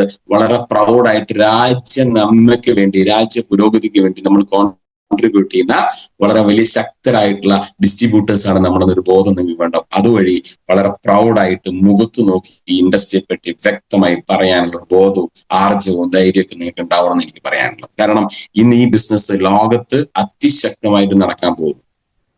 ഇതിന്റെ സാധ്യത എന്ന് പറഞ്ഞു കഴിഞ്ഞാൽ ഒന്നും വേണ്ട, ലോകത്തിലെ ഏറ്റവും വലിയ മാർക്കറ്റ് എന്ന് പറയുന്നത് ഇന്ത്യയാണ്. കാരണം എന്താ, എന്തുകൊണ്ടാണ്? ഇന്ത്യയിലേക്കാണ് എല്ലാ കണ്ണുകളും. ഇന്ത്യയിൽ ഒരു ബിസിനസ് ആരംഭിക്കാൻ വേണ്ടി ലോക രാജ്യങ്ങൾ ശ്രമിക്കും. കാരണം ഏറ്റവും കൂടുതൽ പോപ്പുലേഷൻ ഉള്ളത് ഇന്ത്യയിലാണ്. ചൈനയെ മറികടന്ന് ഇന്ത്യയിലെ ലോകത്തിലെ ഏറ്റവും ശക്തമായ രാജ്യങ്ങളിൽ ഏറ്റവും ശക്തമായിട്ടുള്ള പോപ്പുലേഷൻ ഉള്ള ഒരു രാജ്യമായിട്ട് ഇന്ത്യ മാറിയപ്പോൾ ലോക വിപണിയായിട്ട് ഇന്ത്യ മാറി എന്നുള്ളതാണ്. എന്തിനേറെ പറഞ്ഞു, ഇപ്പം ഐഫോൺ പോലും നിർമ്മിച്ച് കയറ്റുമതി ചെയ്യുന്നത് ഇന്ത്യയിൽ നിന്നാണ്. പണ്ടത് ചൈനയിലാണ് ഭൂരിഭാഗങ്ങളും. ഒരു പരിധി വരെ അതിന്റെ ഒരു കോൺട്രിബ്യൂഷൻ, അതിന്റെ ഒരു സാധ്യത നമ്മളിലേക്ക് വന്നു, ഓട്ടോമാറ്റിക് വന്നു. കാരണം എന്താ, അപ്പൊ ആ വലിയൊരു മാർക്കറ്റായിട്ട് മാറുമ്പോൾ അങ്ങനെയാണെങ്കിൽ ലോക സമ്പത്തിന്റെ ലോക രാജ്യങ്ങളെ സമ്പദ് വ്യവസ്ഥയിൽ തന്നെ ഒരു ശക്തമായ ഇടപെടൽ ഇന്ത്യ നടത്താൻ പോകുന്നു. ഇതിന് വരുന്ന കാലഘട്ടത്തിൽ സമ്പദ് വ്യവസ്ഥയിൽ പോലും വലിയ ശക്തമായ ഒരു രാജ്യമായിട്ട് ഇന്ത്യ മാറുന്നു എന്നുള്ളതാണ്. അപ്പൊ അങ്ങനെയാണെങ്കിൽ ലോക രാജ്യങ്ങൾ ഉറ്റുനോക്കുന്ന ഒരു രാജ്യമായിട്ട് ഇന്ത്യ മാറുമ്പോൾ ഡയറക്ട് സെല്ലിംഗ് വരുന്ന കാലഘട്ടത്തിന്റെ ബിസിനസ് ആണ്. വെൽനസ് ഇൻഡസ്ട്രി വരുന്ന കാലഘട്ടത്തിന്റെ ബിസിനസ് ആണെങ്കിൽ ഏറ്റവും വലിയ വിപണി എന്ന് പറയുന്നത് നമ്മുടെ രാജ്യമാണ്. അങ്ങനെയാണെങ്കിൽ ഈ ഇൻഡസ്ട്രി ഇവിടെ ഡെവലപ്പ് ആവും എന്നതിനെ പറ്റി ശക്തമായിട്ടുള്ള കണക്കുകളുമായിട്ട് സർക്കാർ നമ്മുടെ അടുത്ത് വന്നു കഴിഞ്ഞു. അങ്ങനെയാണെങ്കിൽ നമ്മൾ എത്രത്തോളം ഇതിന്റെ സാധ്യത മനസ്സിലാക്കിയിട്ടുണ്ട്? ചെറിയൊരു കണക്ക് പറയുകയാണെങ്കിൽ, ഞാൻ ഒരു ട്രെയിനിങ്ങിൽ കേട്ട ഒരു കാര്യം പറയുന്നത്, ലോകത്ത് ഏറ്റവും ശക്തമായിട്ട് ഡയറക്ട് സെല്ലിംഗ് ഡെവലപ്പ് ചെയ്തുകൊണ്ടിരിക്കുന്ന രാജ്യം എന്ന് പറയുന്നത് വളരെ 100 വർഷങ്ങൾക്ക് മുമ്പ് അമേരിക്കയിലാണ് ഈ ഒരു ഇൻഡസ്ട്രി കടന്നു വന്നതും ഇന്റർനെറ്റിന്റെയും കമ്പ്യൂട്ടറിന്റെയും സഹായത്തോടെ ലോക രാജ്യങ്ങളിൽ അത് പടർന്ന് പിൻവലിച്ചെന്നും 100 കണക്കിന് രാജ്യങ്ങൾ ഇന്നൊരു വലിയ രീതിയിൽ ശക്തമായി ഡെവലപ്പ് ആകുന്ന ഒരു ഇൻഡസ്ട്രിയാണ് ഡയറക്ട് സെല്ലിംഗ് എന്ന് നമ്മൾ മനസ്സിലാക്കിയിട്ടുണ്ട്. അങ്ങനെയാണെങ്കിൽ ലോകത്ത് ഏറ്റവും ശക്തമായ ഡയറക്ട് സെല്ലിംഗ് ഡെവലപ്പ് ചെയ്ത രാജ്യമായ അമേരിക്ക ആവറേജ് ഒരു 44 കോടി ജനങ്ങളുള്ള ആ ഒരു രാജ്യത്ത് ടോട്ടൽ ഒരു വർഷത്തെ വാർഷിക വിറ്റുവരവ് എന്ന് പറയുന്നത് ആ സമയത്ത് ഞാൻ കേട്ട കണക്കെന്ന് പറയുന്നത് 2,62,000 കോടിയാണ്. അതായത് 44 കോടി ജനങ്ങൾ അല്ലെങ്കിൽ 45 കോടി ജനങ്ങളിൽ നിന്ന് ടോട്ടൽ ടേൺ ഓവർ എന്ന് പറയുന്നത് ഒരു വർഷത്ത് 2,62,000 കോടിയാണ് അമേരിക്കയിൽ ഡയറക്ട് സെല്ലിംഗ് വഴി. എന്നാൽ തൊട്ടടുത്ത രാജ്യമായ ചൈന, നമ്മളെ അയൽവാ രാജ്യമായ ചൈനയിലും ഡയറക്ട് സെല്ലിംഗ് ശക്തമായി ഡെവലപ്പ് ചെയ്തതാണ്. അവിടെ ഒരു 132 കോടിക്ക് മേലെ ജനങ്ങളുള്ള ചൈന എന്ന് പറയുന്ന രാജ്യത്ത് 2.5 ലക്ഷം കോടിയുടെ വാർഷിക വിറ്റുവരവാണ് ഡയറക്ട് സെല്ലിംഗ് വഴി വരുന്നതെന്ന് പറഞ്ഞു. എന്നാൽ ലോകത്ത് ഏറ്റവും കൂടുതൽ ജനസംഖ്യയുള്ള ഇന്ത്യ മഹാരാജ്യത്തിന്റെ കണക്ക് പറയുന്നത്, സർക്കാരിന്റെ കണക്ക് പറയുന്നത് ഓൺലി ഇയർലി ടേൺ ഓവർ എന്ന് പറയുന്നത് ഒരു 20,000 കോടിയാണ്. ആകെ 20,000 കോടി. ലോകത്തെ ഏറ്റവും വലിയ വിപണിയായ, ഏറ്റവും സാധ്യതയുള്ള, ഏറ്റവും കൂടുതൽ റിലേഷൻഷിപ്പിന് പ്രാധാന്യം കൊടുക്കുന്ന, ഡയറക്ട് സെല്ലിംഗിൽ ഏറ്റവും കൂടുതൽ സാധ്യതയുള്ള ഇന്ത്യ മഹാരാജ്യത്ത് ആകെ നടക്കുന്ന ബിസിനസ് എന്ന് പറയുന്നത് 20,000 കോടി, ഓൺലി 20,000 കോടി. ഈ കണക്കുകൾ സൂചിപ്പിക്കുന്നത്, ഡിയർ ഫ്രണ്ട്സ്, നമ്മൾ ചെയ്യുന്ന ബിസിനസ്സിന് ഇവിടെ സാധ്യത ഉണ്ടോ? നിങ്ങളുടെ വാർഡ്, നിങ്ങളെ പഞ്ചായത്ത് വേണ്ട, നിങ്ങളുടെ വാർഡ് എടുത്ത് പരിശോധിക്കുക. നിങ്ങൾ ഓരോരുത്തരും നിങ്ങളിന്ന് കണ്ണടച്ച് നോക്കുക. നിങ്ങളെ വാർഡിൽ ഒരു 200 250 വീടുകൾ ഉണ്ടാവും, ശരിയല്ലേ? നിങ്ങളെ വീടിന് ചുറ്റും 20 വീടെടുത്ത് നിങ്ങൾ പരിശോധിക്കൂ. ഈ 20 വീട്ടിലും ഏത് പേസ്റ്റ് ആണ് ഉപയോഗിക്കുന്നത്? എല്ലാം നമ്മളെ ഹെർബൽ പേസ്റ്റ് ആണോ? അല്ല. വളരെ ചുരുങ്ങിയ വീടുകൾ മാത്രമേ ഉള്ളൂ സാർ. അവിടെ ഒരു സാധ്യത ഉണ്ടോ? ഉണ്ട്. ഇനി 250, മിനിമം 250 വീടുള്ള ഒരു വാർഡ്, ഒന്നാം വാർഡിലാണ് നിങ്ങളെങ്കിൽ, ഈ ഒന്നാം വാർഡിൽ ഡയറക്ട് സെല്ലിംഗ് ഒരു കരിയറായിട്ട് സെലക്ട് ചെയ്ത എത്ര പേരുണ്ട് സർ? ആരുമില്ല സർ. സാധ്യതയുണ്ടോ? ഉണ്ടോ ഇല്ലയോ? ശരിയല്ലേ?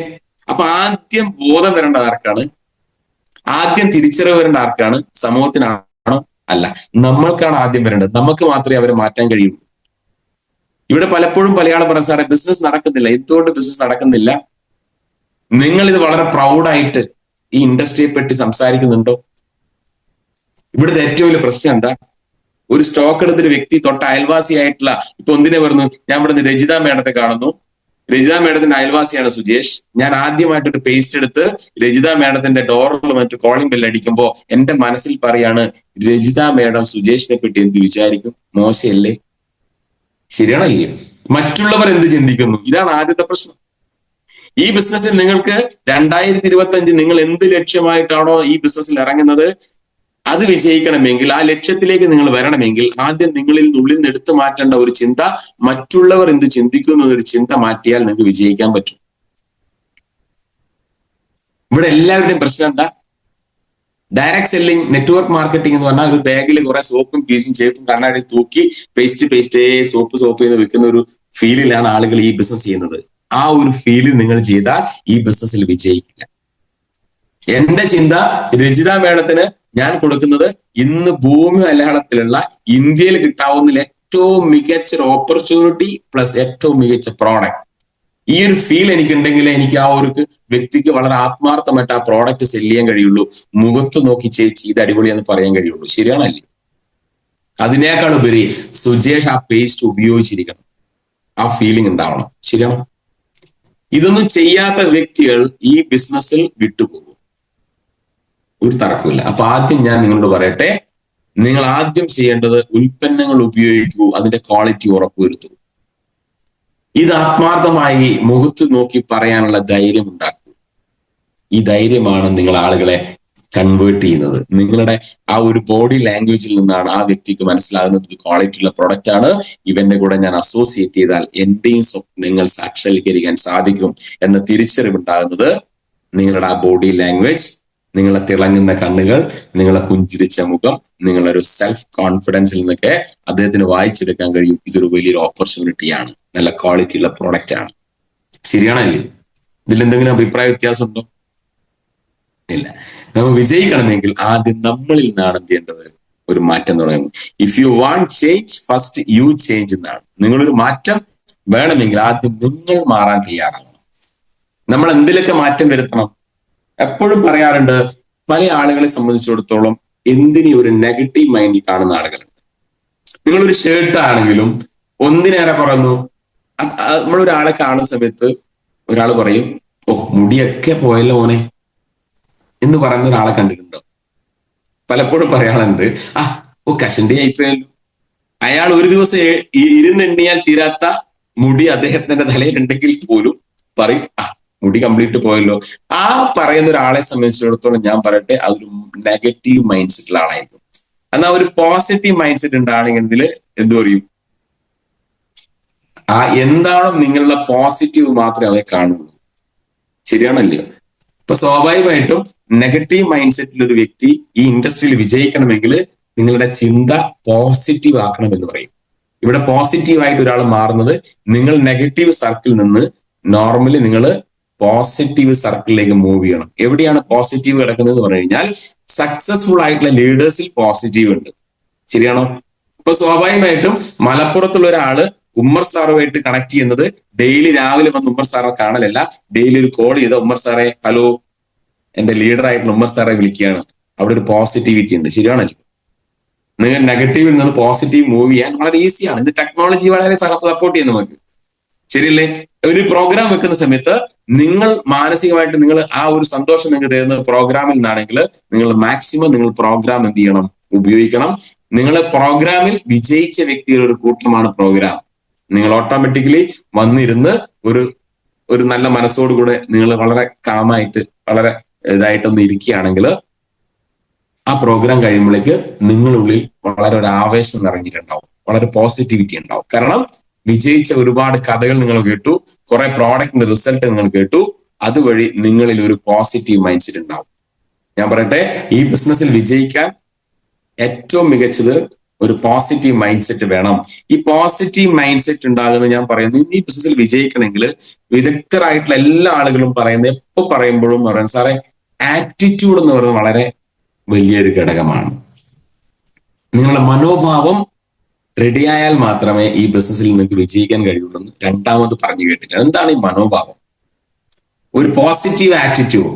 അപ്പോൾ നിങ്ങളെ വിദ്യാഭ്യാസം, നിങ്ങളൊരു ഡിഗ്രിക്കാരിയാണ്, നിങ്ങളൊരു PG-കാരിയാണ്, നിങ്ങളൊരു BTech-കാരനാണ്, നിങ്ങൾ ഓട്ടോമാറ്റിക്കലി നിങ്ങളൊരു MBA കഴിഞ്ഞ ആളാണ്. പക്ഷെ MBA കഴിയുന്നതുകൊണ്ടോ BTech എടുക്കുന്നതുകൊണ്ടോ ഡിഗ്രി കഴിയുന്നതുകൊണ്ടോ നിങ്ങളുടെ മനോഭാവം റെഡിയാണെന്നില്ല. വിദ്യാഭ്യാസമല്ല മനോഭാവത്തിന്റെ അടിസ്ഥാനം. നിങ്ങളുടെ കുടുംബ മഹിമയല്ല മനോഭാവത്തിന്റെ അടിസ്ഥാനം. നിങ്ങളുടെ സൗന്ദര്യമല്ല മനോഭാവത്തിന്റെ അടിസ്ഥാനം. മനോഭാവം, ആറ്റിറ്റ്യൂഡ് ശക്തമാകുന്നത് ബിലീഫ് സിസ്റ്റത്തിൽ കൂടെ മാത്രമേ ആറ്റിറ്റ്യൂഡ് ശക്തമാവുന്ന പറയുന്നത്. എന്തിലൊക്കെ ബിലീഫ്സ് വേണം? സ്വന്തം നിങ്ങളിൽ ഒരു വിശ്വാസം വേണം, നിങ്ങളുടെ കമ്പനിയിൽ ഒരു വിശ്വാസം വേണം, അപ്ലൈനിൽ ഒരു വിശ്വാസം വേണം, പ്രോഡക്റ്റിൽ വിശ്വാസം വേണം. ഇതിലൂടെയുള്ള ആ ഒരു ബിലീഫ് സിസ്റ്റം സ്ട്രോങ് ആണെങ്കിൽ നിങ്ങളുടെ ഒരു മികച്ച ആറ്റിറ്റ്യൂഡിനോടമകളായിട്ട് നിങ്ങൾ മാറുന്നതാണ്. അപ്പൊ നിങ്ങൾ നിങ്ങളോട് ചോദിക്കുക, എനിക്ക് എന്റെ അപ്ലൈനിൽ വിശ്വാസം ഉണ്ടോ? ഇല്ലേ? വിശ്വാസം ഉണ്ടാക്കണം. നിങ്ങളുടെ അസോസിയേറ്റിൽ വിശ്വാസം ഉണ്ടോ? നിങ്ങൾ അത് ഉണ്ടാക്കണം. കമ്പനി 100% 100% വളരെ പ്രൗഡായിട്ട് എനിക്ക് MA ലൈഫ്സിനെ പറ്റി പറയാൻ പറ്റുന്നുണ്ടോ? അവിടെ എന്തെങ്കിലും ക്ലാരിറ്റി, വ്യക്തത, വ്യത്യാസമുണ്ടോ? ക്ലാരിറ്റി കൊണ്ടുവന്നേക്കണം. മനസ്സിലായോ? ആദ്യം നിങ്ങളിലാണ് ഒരു മാറ്റം കൊണ്ടുവന്നാൽ മാത്രമേ അത് മറ്റുള്ള ആളുകളിലേക്ക് എന്ത് ചെയ്യാൻ പറ്റുള്ളൂ? കൊടുക്കാൻ കഴിയും. ഞാൻ ഇവിടെ പറയാറുണ്ട്, ഒരു സ്വാഭാവികമായിട്ടും ഒരു കാന്തത്തിന്റെ പ്രത്യേകത എന്താ? ഞാൻ പറയുന്നു, ഒരു മരക്കഷ്ണമാവാതെ ഒരു മാഗ്നറ്റ് ആയിട്ട് നമ്മൾ മാറണം. എന്താണ് ഡിഫറൻസ്? മരക്കഷ്ണത്തിന്റെ മാഗ്നറ്റിന്റെ ഡിഫറൻസ് എന്താണ്? ഒരു തടി കഷ്ണം, ഒരു ചെറിയൊരു മരക്കഷ്ണം ഒരു സ്ഥലത്തിട്ടാൽ അതിന് ചലനശേഷിയില്ല, അതവിടെ കിടക്കും. ഒരു മൂവ്മെന്റും അതിനുണ്ടാക്കാൻ സാധിക്കില്ല. പക്ഷെ ഒരു മാഗ്നറ്റ് ആണെങ്കിലോ അതിന് താല്പര്യമുള്ള കാര്യങ്ങളെ അതിലേക്ക് വലിച്ചെടുപ്പിക്കാൻ കഴിയും. ശരിയാണല്ലോ? ഒന്നിനെ നമ്മൾ ചെറുപ്പകാലത്ത് ചെറിയൊരു കാന്തത്തിന്റെ കഷ്ണം ഒരു പേപ്പറിന്റെ അടിയിൽ വെച്ചിട്ട് ചെറിയ ഇരുമ്പ് പൊടികളൊക്കെ നമ്മൾ ഇങ്ങനെ വലിച്ചിങ്ങനെ ഓരോ ഡിഫറൻസ് ആയിട്ടുള്ള മൂവ്മെന്റ് നമ്മൾ ചെയ്യിക്കാറുണ്ടോ? ഇല്ല, ഞാൻ ചെയ്തിട്ടുണ്ട്. അപ്പൊ ഞാൻ പറയട്ടെ, നമ്മളൊരു മരക്കഷ്ണമാവാതെ ഒരു മാഗ്നറ്റായി മാറിയാലുള്ള ബെനിഫിറ്റ് എന്താ? നിങ്ങളിലേക്ക് ആവശ്യക്കാർ ഇങ്ങനെ ഒഴുകി വരും. ശരിയാണല്ലോ? ആദ്യം നമ്മളൊരു മാഗ്നറ്റായിട്ട് മാറണം. എനർജി ലെവൽ ആയിക്കോട്ടെ, എക്സൈറ്റ്മെന്റ് ആയിക്കോട്ടെ, നോളജ് ലെവൽ ആയിക്കോട്ടെ, അത് ഇൻക്രീസ് ചെയ്തിട്ട് നമ്മൾ ടോട്ടലി ഒരു പെർഫെക്റ്റ് ആയിട്ടുള്ള ഒരു ഡിസ്ട്രിബ്യൂട്ടർ, ഒരു ലീഡർഷിപ്പിലേക്ക് വന്നു കഴിഞ്ഞാൽ ഓട്ടോമാറ്റിക്കലി നിങ്ങൾ എന്റെയൊക്കെ സ്വപ്നങ്ങൾ സാക്ഷാത്കരിക്കാൻ സാധിക്കും. ഒരു തർക്കമില്ലാത്ത കാര്യമാണ്. പക്ഷെ ആദ്യം നമ്മളിൽ തുടങ്ങേണ്ട എന്താ? ആ ഒരു ചേഞ്ചിന് വേണ്ടി നമ്മൾ ശ്രമിക്കണം. കുറെ കഴിവ് കുറവുകളൊക്കെ നമുക്ക് ഉണ്ടാവും. അതൊക്കെ എന്താണോ കുറവ് അത് മനസ്സിലാക്കുകയും ആ കുറവ് പരിഹരിക്കാൻ വേണ്ടി ഈ 2025 നമ്മൾ എന്ത് ചെയ്യണം? ഇറങ്ങണം. രണ്ടാമത്തെ കേസ് എന്താന്ന് പറഞ്ഞു കഴിഞ്ഞാല്, ഇത് സ്വന്തം ബിസിനസ് ആയിട്ട് നിങ്ങൾ എപ്പോഴാണോ ഏറ്റെടുക്കുന്നത്, ഈ ബിസിനസിന്റെ കീ എവിടെയാണുള്ളത്? സാർ എന്റെ ബിസിനസിന്റെ കീ എവിടെയാണുള്ളത് എന്ന് ചോദിച്ചാൽ അത് സുരേന്ദ്രൻ സാറിന്റെ അടുത്താണ്, അല്ലെങ്കിൽ ഹഫ്സത്ത് മാഡത്തിന്റെ അടുത്താണ്, അല്ലെങ്കിൽ ഉമ്മർ സാറിന്റെ അടുത്താണ്, അല്ലെങ്കിൽ ഹാരിസ് സാറിന്റെ അടുത്താണ് എന്നല്ല. നിങ്ങളുടെ ബിസിനസിന്റെ കീ എന്ന് പറയുന്നത് നിങ്ങളിലാണുള്ളത്. ടേക്ക് ആൻ ഓണർഷിപ്പ് എന്ന് പറയും. ആ ഒരു റെസ്പോൺസിബിലിറ്റി നിങ്ങൾ എപ്പോഴാണോ ഏറ്റെടുക്കുന്നത് അന്നു മുതലേ നിങ്ങൾ ഈ ബിസിനസ് സ്റ്റാർട്ട് ചെയ്യുന്നു ഞാൻ പറയും. രണ്ടാമത്തത് സ്വന്തമായിട്ട് ഈ ബിസിനസ്സിൽ ആരൊക്കെ പ്ലാൻ പറയാൻ പഠിച്ചിട്ടുണ്ട്, സ്വന്തമായിട്ട് ആരൊക്കെയാണ് ഫയൽ വെച്ച് പ്ലാൻ പറയാൻ തുടങ്ങുന്നത്, ആ ഡേ മുതലാണ് നിങ്ങളെ ബിസിനസ് ആരംഭിക്കുന്നതെന്ന് ഞാൻ പറയും. അപ്പൊ സുജയ് സാറേ, ഞാൻ സ്വന്തമായിട്ട് പ്ലാൻ ഒന്നും പറയാറില്ല, പക്ഷെ ഞാൻ ഇന്ന് TC ആയി. ഞാൻ പറയും നിങ്ങളെ ബിസിനസ് തുടങ്ങിയിട്ടില്ല എന്ന് പറയും. ഇന്ന് എന്നെ എന്റെ ലീഡർ വന്നിട്ടാണ് സാറേ എനിക്ക് പ്ലാൻ പറയുന്നത്. അങ്ങനെ അപ്പൊ ഡിയർ ഫ്രണ്ട്സ്, നിങ്ങളെ ബിസിനസ് ആരംഭിച്ചിട്ടില്ല എന്ന് പറയും. അത് ലീഡറുടെ സമയത്തിന് വന്ന കച്ചവടമാണ്. നിങ്ങളതായ സമയത്തിന് നിങ്ങളതായ ഒരു ലൈഫ് ഡിസൈൻ ചെയ്യണമെങ്കിൽ നിങ്ങൾ ഈ ബിസിനസ് എന്ത് ചെയ്യണം? ആധികാരികമായി പഠിക്കണം.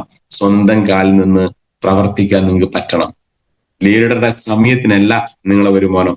നിങ്ങളെ വരുമാനവും നിങ്ങളെ ടീമും നിങ്ങളെ സമയത്തിന് ഉണ്ടാക്കണമെങ്കിൽ ഞാൻ നിങ്ങളൊക്കെ ഈ ബിസിനസ്സിന് വേണ്ട ബേസിക് ആയിട്ടുള്ള കാര്യങ്ങൾ പഠിക്കണം.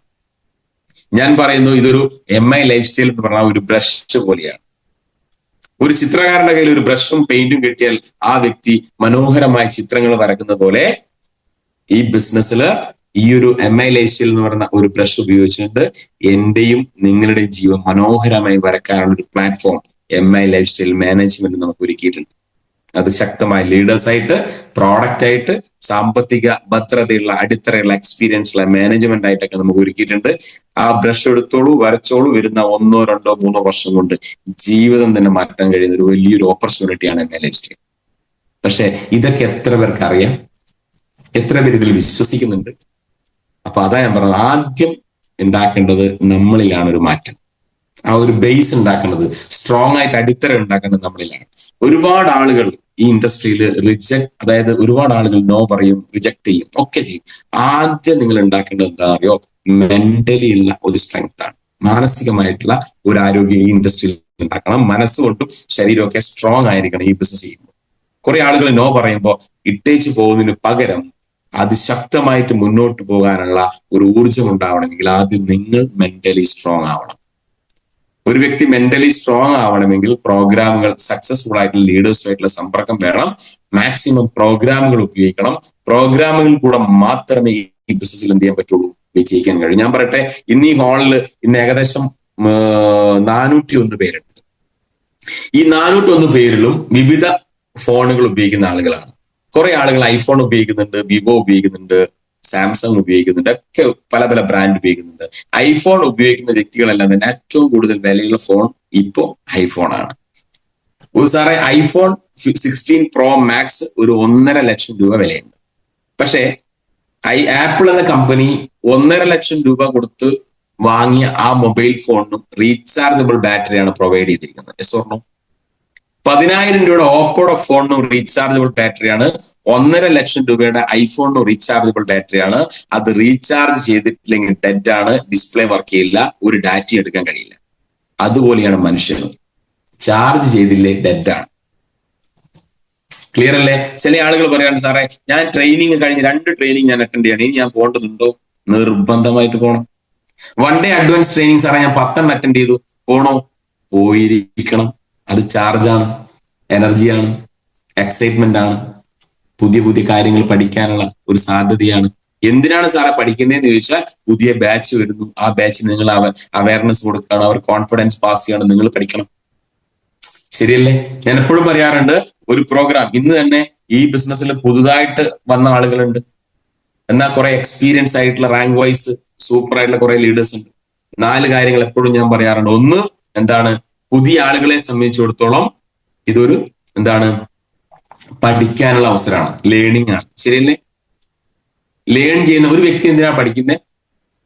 ഡൂയിങ്, പ്രവർത്തിക്കാൻ വേണ്ടി നമ്മൾ പഠിക്കണ്ടേ? ഫീൽഡിൽ ഇറങ്ങി കാര്യങ്ങൾ പറയാൻ വേണ്ടി നമ്മൾ പഠിക്കണ്ടേ? അപ്പൊ ലേണിംഗ് എന്തിനാ? അത് ചെയ്യാൻ വേണ്ടിയാണ്. എന്നാ സാറേ, ഞാൻ കുറെ കാലമായിട്ട് ഇന്ന് എന്റെ 200ാമത്തെ മോർണിംഗ് മീറ്റ് ആണ്, ഞാൻ എന്തിനാ വീണ്ടും ഇത് കേൾക്കുന്നതെന്ന് ചോദിക്കുന്ന ഒരു വ്യക്തിയെ സംബന്ധിച്ചിടത്തോളം അത് റിപ്പീറ്റേഷൻ ആണ്, ആവർത്തനമാണ്. എന്തിനാണ് ഈ വ്യക്തി 200 മീറ്റിംഗ് അറ്റൻഡ് ചെയ്ത് ആവർത്തിച്ച്? അദ്ദേഹത്തിന് ഒരു ടീമുണ്ട്, അത് ടീച്ച് ചെയ്യാൻ വേണ്ടിയാണ്, പഠിപ്പിക്കാൻ വേണ്ടി ഒരു വ്യക്തി ആവർത്തിക്കണം, വേണോ വേണ്ടി? അപ്പോൾ ഒരു ട്രെയിനിങ്, ഒരു പ്രോഗ്രാം 4 രീതിയിൽ ഉപയോഗപ്പെടുത്താം. പുതിയ ആളുകളെ സംബന്ധിച്ചിടത്തോളം ലേണിംഗ്, അത് പ്രവർത്തിക്കാൻ വേണ്ടി ലേൺ ചെയ്യണം. നിലവിൽ എക്സ്പീരിയൻസ് ആയ ലീഡേഴ്സിനെ സംബന്ധിച്ചിടത്തോളം അത് ആവർത്തനമാണ്. എന്തിനാണ് ആവർത്തിക്കുന്നത് ചോദിച്ചാൽ, അത് പഠിപ്പിക്കാൻ വേണ്ടിയാണ്. എന്റെ ബാച്ചിനെ ഒരു ശക്തമായ ബാച്ചാക്കി മാറ്റാൻ പഠിപ്പിക്കാൻ വേണ്ടിയാണ്. അപ്പോൾ ഡെയിലി മോർണിംഗ് മീറ്റ് വളരെ ഇമ്പോർട്ടന്റ് ആണ്. ഡെയിലി കിട്ടുന്ന ഓരോ അറിവുകളും നിങ്ങൾക്ക് ഈ ബിസിനസ്സിൽ വളരെ യൂസ്ഫുൾ ആണ്. ശരിയായോ? അങ്ങനെയാണെങ്കിൽ ഈ ഇൻഡസ്ട്രിയിൽ ഞാൻ പറഞ്ഞു ഇതിന്റെ സാധ്യത പറഞ്ഞു ഒക്കെ ശരിയാണ്. അങ്ങനെയാണെങ്കിൽ 2025 ഈ ഇൻഡസ്ട്രിയിൽ വിജയിക്കണമെങ്കിൽ നമ്മൾ എന്ത് ചെയ്യണം? സാറേ എനിക്ക് കുറെ കഴിവുകളുണ്ട്, ഈ പറയുന്ന എനിക്കും കുറെ ന്യൂനതകളുള്ള ഒരാളാണ് ഞാൻ ഇന്നും ആ കുറവുകളിൽ ഞാൻ പണിയെടുക്കുകയാണ്. ആ കുറവുകളെ പരിഹരിക്കാൻ വേണ്ടി എന്റെ കുറവുകള് ഇല്ലാത്ത ആ കഴിവുകളുള്ള ആളുകളെ ഞാൻ കോപ്പി ചെയ്യുകയാണ്. മനസ്സിലായോ? അപ്പൊ എപ്പോഴും വളരെ ജാഗരൂകരായി ഈ ഇൻഡസ്ട്രിയിൽ ഉണ്ടാവണം. നിങ്ങളെ കുറവുകൾ, നിങ്ങൾ എവിടെയാണോ നിങ്ങൾക്ക് മൈനസ്, അത് ശക്തമായിട്ട് ആ ഒരു മൈനസ് ഇല്ലാത്ത, അത് വളരെ ശക്തമായിട്ട് ഇപ്പൊ ഞാൻ പറയട്ടെ, എനിക്ക് നന്നായിട്ട് സംസാരിക്കാൻ അറിയില്ല, ആളുകൾ ഇഷ്ടപ്പെടുന്ന രീതിയിൽ എനിക്ക് സംസാരിക്കാൻ അറിയില്ല, എന്റെ ഐ കോണ്ടാക്ട്സ് കറക്റ്റ് അല്ല, എന്നാൽ വളരെ മനോഹരമായി മുഖത്ത് നോക്കി സംസാരിക്കുന്ന 1-2 പേരെ എനിക്കറിയാം. ഞാൻ അവരെ പ്രോഗ്രാം മാക്സിമം ഉപയോഗിച്ചുകൊണ്ട് അവരുടെ മൂവ്മെന്റുകൾ ഞാൻ പഠിക്കാറുണ്ട്. ശരിയാണോ? അങ്ങനെ ഞാൻ പ്രാക്ടീസ് ചെയ്യാറുണ്ട്.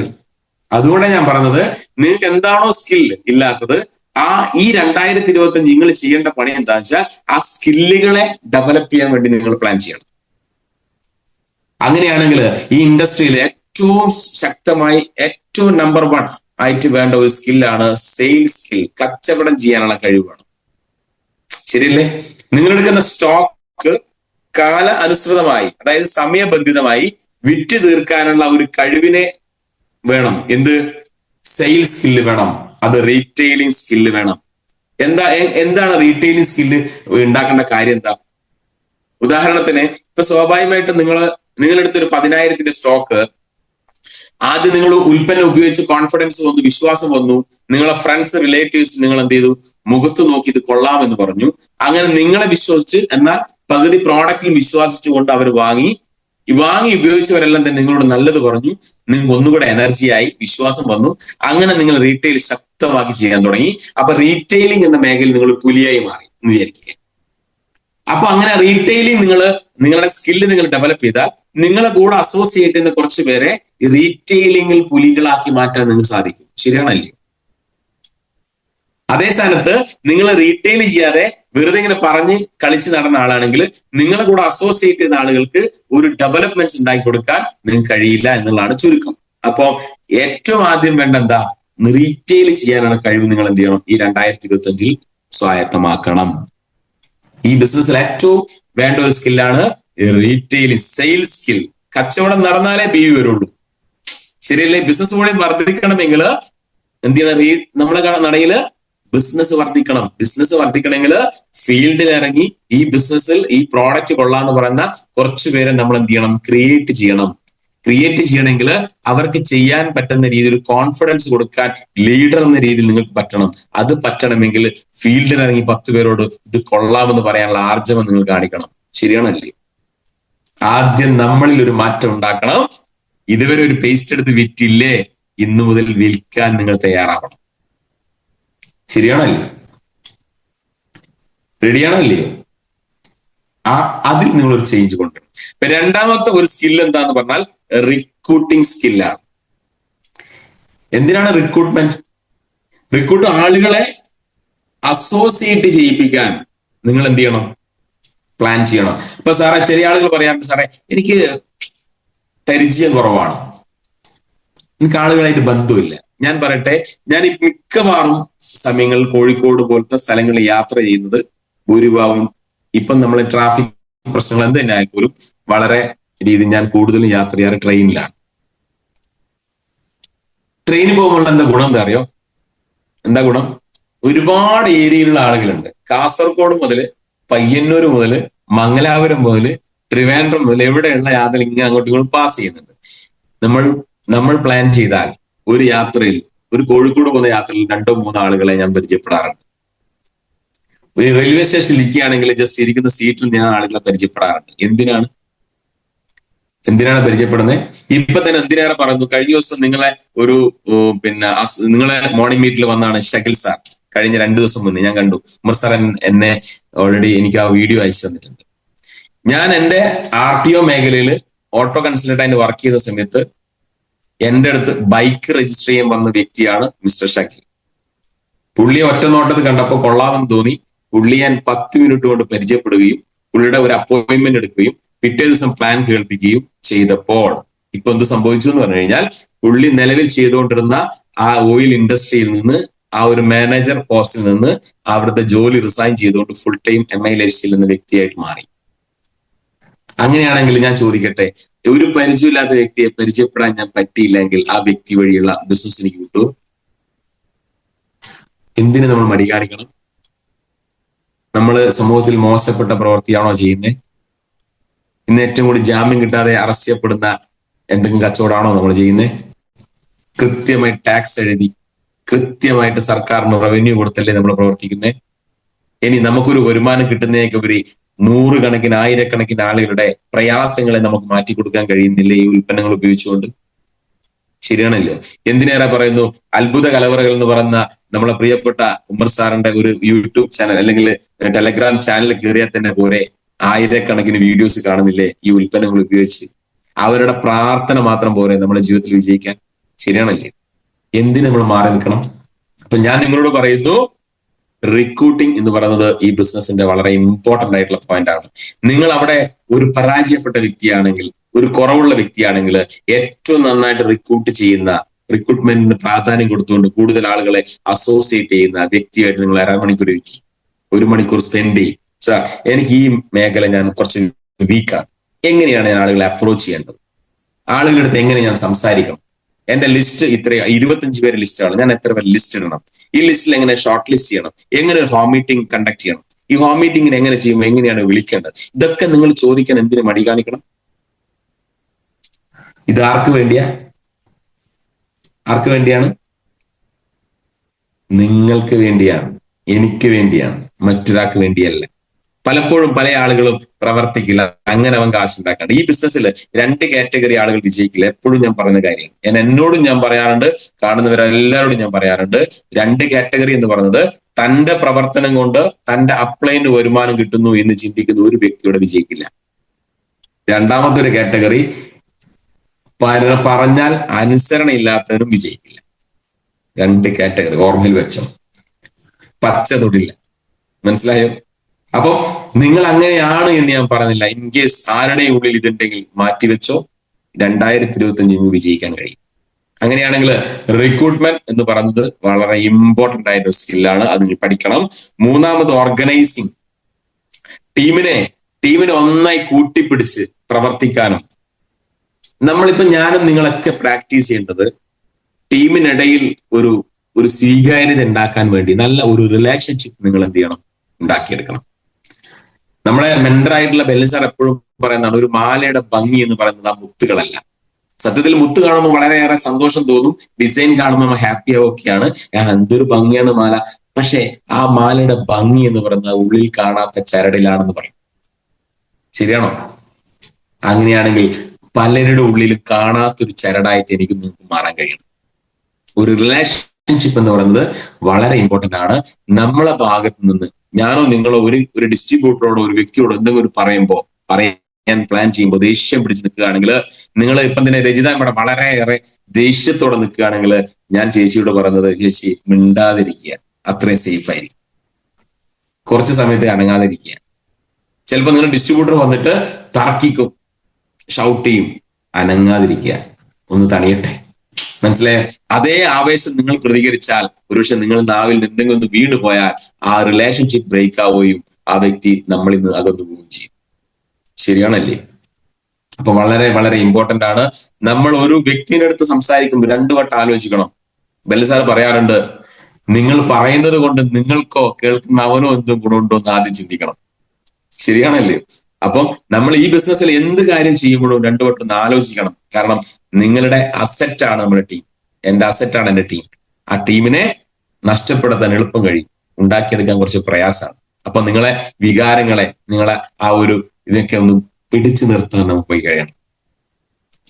2 കൈ അടിച്ചാലേ ഒച്ച ഉണ്ടാവുള്ളൂ, 1 കൈ അടിച്ചാൽ ഒച്ച ഉണ്ടാവില്ല. ശരിയല്ലേ? അപ്പൊ അതവിടെ വളരെ ഇമ്പോർട്ടന്റ് ആണ്, ശ്രദ്ധിക്കണം. കാരണം ഇത് അതിശക്തമായ, എന്തിനേറെ പറയുന്നു, അനീഷ് ബാബു എന്ന വ്യക്തി 2014 മുതൽ 2015 കഴിഞ്ഞ് മിനിമം ഒരു 6 മാസമെങ്കിലും ബെല്ലി സാറിന്റെ പിറകെ, സാറേ ഇത് വരുന്ന ബിസിനസ് ആണ്, അടിപൊളിയാണ് പറഞ്ഞു നടന്നപ്പോ ബെല്ലി സാർ 6 മാസം പിറകെ നടന്ന് ബെല്ലി സാറിനെ ഈ ബിസിനസ്സിലേക്ക് സ്റ്റാർട്ട് ചെയ്തപ്പോ ഇന്ന് മലബാർ നമ്മളെ ഏരിയയിൽ AIG ടോട്ടൽ ഒരു 100 കോടിക്ക് മേലെ ബിസിനസ് ആയി മാറി. ശരിയല്ലേ? 6 മാസം പിറകെ നടന്ന് ഈ ബിസിനസ് സ്റ്റാർട്ട് ചെയ്ത് സപ്പോർട്ട് ചെയ്ത് ഒരു ലീഡർഷിപ്പിലേക്ക് കയറ്റിയപ്പോ പിന്നീട് അങ്ങോട്ട് നടന്ന ചരിത്രമാണ് 100 കോടിക്ക് മേലെ അവരുടെ ടേൺ ഓവർ ക്രിയേറ്റ് ചെയ്യപ്പെട്ടിരുന്നതാണ്. അങ്ങനെയാണെങ്കിൽ 1 മാൻ 1 ഇൻഡസ്ട്രിയാണ് ഈ ബിസിനസ്. ശരിയാണല്ലേ? ഒരു വ്യക്തി ഒരു വ്യവസായമാണ്. ആരിലും നിങ്ങൾ ഒരു ലീഡറെ കാണണം. ആരെയും നിങ്ങൾ വേർതിരിക്കണ്ട.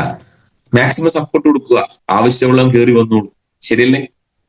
അപ്പൊ ആ രീതിയിൽ ഒരു അപ്രോച്ച് നമുക്ക് വേണം. അങ്ങനെയാണെങ്കിൽ നാലാമത്തെ ഒരു പോയിന്റ് ആണ് മോട്ടിവേറ്റിംഗ്. എന്താണ് മോട്ടിവേഷൻ? സെൽഫ് മോട്ടിവേഷൻ എപ്പോഴും ഉണ്ടാവും. ഒരു ലൂസ് സ്റ്റോക്ക് ഒരു കാരണവശാലും നിങ്ങൾ ഉണ്ടാവരുത്. പണ്ട് നമ്മള് ക്രിക്കറ്റ് കാണുന്ന സമയത്ത് സച്ചിനെതിരെ ഒരു ലൂസ് ബോൾ എറിഞ്ഞിട്ട് ആ ബോൾ ഗ്യാരലിന്റെ അപ്പുറത്തേക്ക് ഉണ്ടാവും, അടിച്ച് പറത്തിയിട്ടുണ്ടാവും അല്ലെ? അതുപോലെ അതിന് നമ്മൾ എന്ത് ചെയ്യരുത്? നിന്ന് കൊടുക്കരുത്. പലപ്പോഴും നമുക്ക് എനർജി ലൂസായി കിടക്കുമ്പോൾ എന്തൊക്കെ ഒരു മാനസികമായ എന്തൊക്കെ പ്രോബ്ലം ഉണ്ടാവും. ദയവായിട്ട് ആ സമയത്ത് നിങ്ങൾ ടീമിനെ കാണാതിരിക്കാൻ നല്ലത്. എപ്പോഴും നമ്മൾ എനർജി എപ്പോഴും ഹൈ ആയി നിർത്താൻ, എപ്പോഴും ഒരു ചിരിച്ച മുഖത്തോടു കൂടെ ഒരു എനർജി ലെവൽ എപ്പോഴും ഹൈ ആയി ഇരിക്കുമ്പോൾ എപ്പോഴും ഇരിക്കാൻ നിങ്ങൾ ശ്രദ്ധിക്കണം. നിങ്ങൾ ടീമായിട്ടിരിക്കുമ്പോൾ എപ്പോഴും ഒരു ലൂസ് സ്റ്റോക്കോ ഒരു എനർജി ലൂസായ പോലെ ഒരു ഡ്രസ് കോഡ് ഇല്ലാതെയോ നിങ്ങൾ എന്ത് ചെയ്യരുത്. ഈ ബിസിനസ്സിൽ നിങ്ങൾ ടീമായിട്ട് ഇരിക്കാൻ പാടില്ല എന്ന് ഞാൻ പറയും. അതേസമയം നിങ്ങൾ വീട്ടിലാണെങ്കിൽ നോ പ്രോബ്ലം. ഇപ്പൊ ഉമ്മർ സാറ് വീട്ടിൽ പോയി, ഇല്ല ബെല്ലി സാറെ വീട്ടിൽ പോകുമ്പോൾ സ്വാഭാവിക സാറ് ടീഷർട്ടും ലുങ്കിയും ഒക്കെ എടുത്തിട്ടുണ്ട്, അത് നോ പ്രോബ്ലം, അത് വീട്ടിലിരിക്കുമ്പോൾ. പക്ഷെ ബിസിനസ്സിനായിട്ട് നമ്മളൊരു ടൈം സ്പെൻഡ് ചെയ്യുമ്പോൾ നമ്മൾ വളരെ പെർഫെക്റ്റ് ആയ ഒരു വ്യക്തിയായിട്ട് നമ്മൾ എന്ത് ചെയ്യണം? പോണം. നമ്മളെ പ്രവൃത്തി, നമ്മുടെ വാക്കുകളൊക്കെ വളരെ മോട്ടിവേറ്റിംഗ് ആയിരിക്കണം. വെറുതെ പറച്ചിലല്ല, പ്രവൃത്തിയിലും കൂടെ കൊണ്ടുവരണം എന്നുള്ളതാണ് എനിക്ക് പറയാൻ. വെറുതെ പറഞ്ഞെങ്കിൽ പോയിട്ട് കാര്യമില്ല.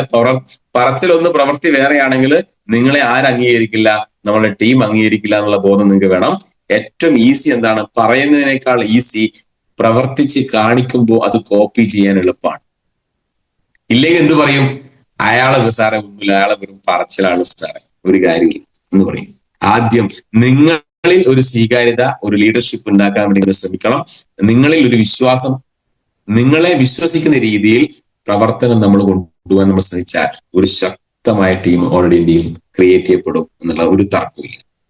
ക്ലിയർ അല്ലേ? ഇപ്പൊ എന്തിനാണ് പറഞ്ഞ ഉമ്മർ സാറിനെ സംബന്ധിച്ചിടത്തോളം പ്രീവിയസ് നെറ്റ്വർക്ക് മാർക്കറ്റിംഗ് എക്സ്പീരിയൻസ് ഇല്ലാത്തൊരു വ്യക്തി കഴിഞ്ഞ 3 വർഷം കൊണ്ട് ഇത്രയും ഹൈലി സക്സസ് ആവാനുള്ള കാരണം ഇന്നും മോർണിംഗ് മീറ്റിൽ അദ്ദേഹമുണ്ട്.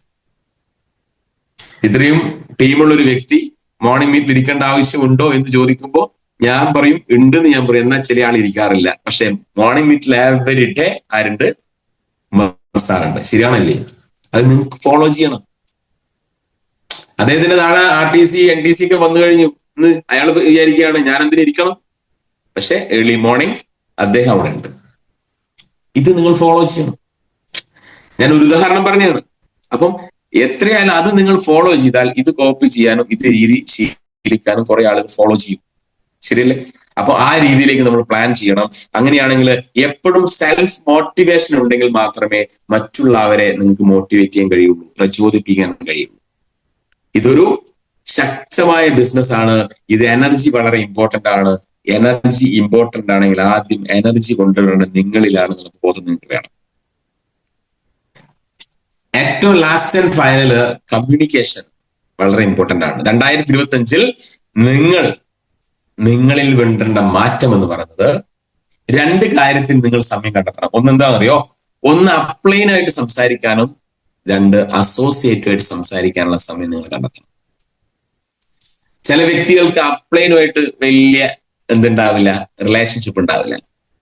അപ്ലൈൻ ചിലപ്പോൾ അവിടെ കാറിന്നൊക്കെ ഇറങ്ങി അല്ലെങ്കിൽ ഒരു പ്രോഗ്രാം വരുമ്പോ കണ്ടാലും കണ്ടില്ല എന്നടിക്കുന്ന എത്രയോ പേര് എനിക്കറിയാം, കാണാറുണ്ട്.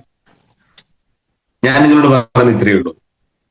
ഏറ്റവും അടുത്ത ഒരു ലവ് ലൈൻ എന്ന രീതിയിൽ നമ്മൾ ഓരോ ആളുകളും നന്ദിയുള്ളവരാവുക എന്നുള്ളതാണ്. ഈ ഇൻഡസ്ട്രിയിൽ ഏറ്റവും ആദ്യം നമ്മൾ ശീലിക്കേണ്ടത് നന്ദിയുള്ളവരാവുക. ഒരു സ്പോൺസർ ഇല്ലെങ്കിൽ നമ്മുടെ അച്ഛനോടും അമ്മയോടും നമ്മളുള്ള നന്ദി, കടപ്പാട് നമ്മൾ ആ വ്യക്തികൾ ഉള്ളത് കൊണ്ടാണ് നമ്മൾ ഈ ഭൂമിയിൽ ഉണ്ടായത്, ആണോ അല്ലേ?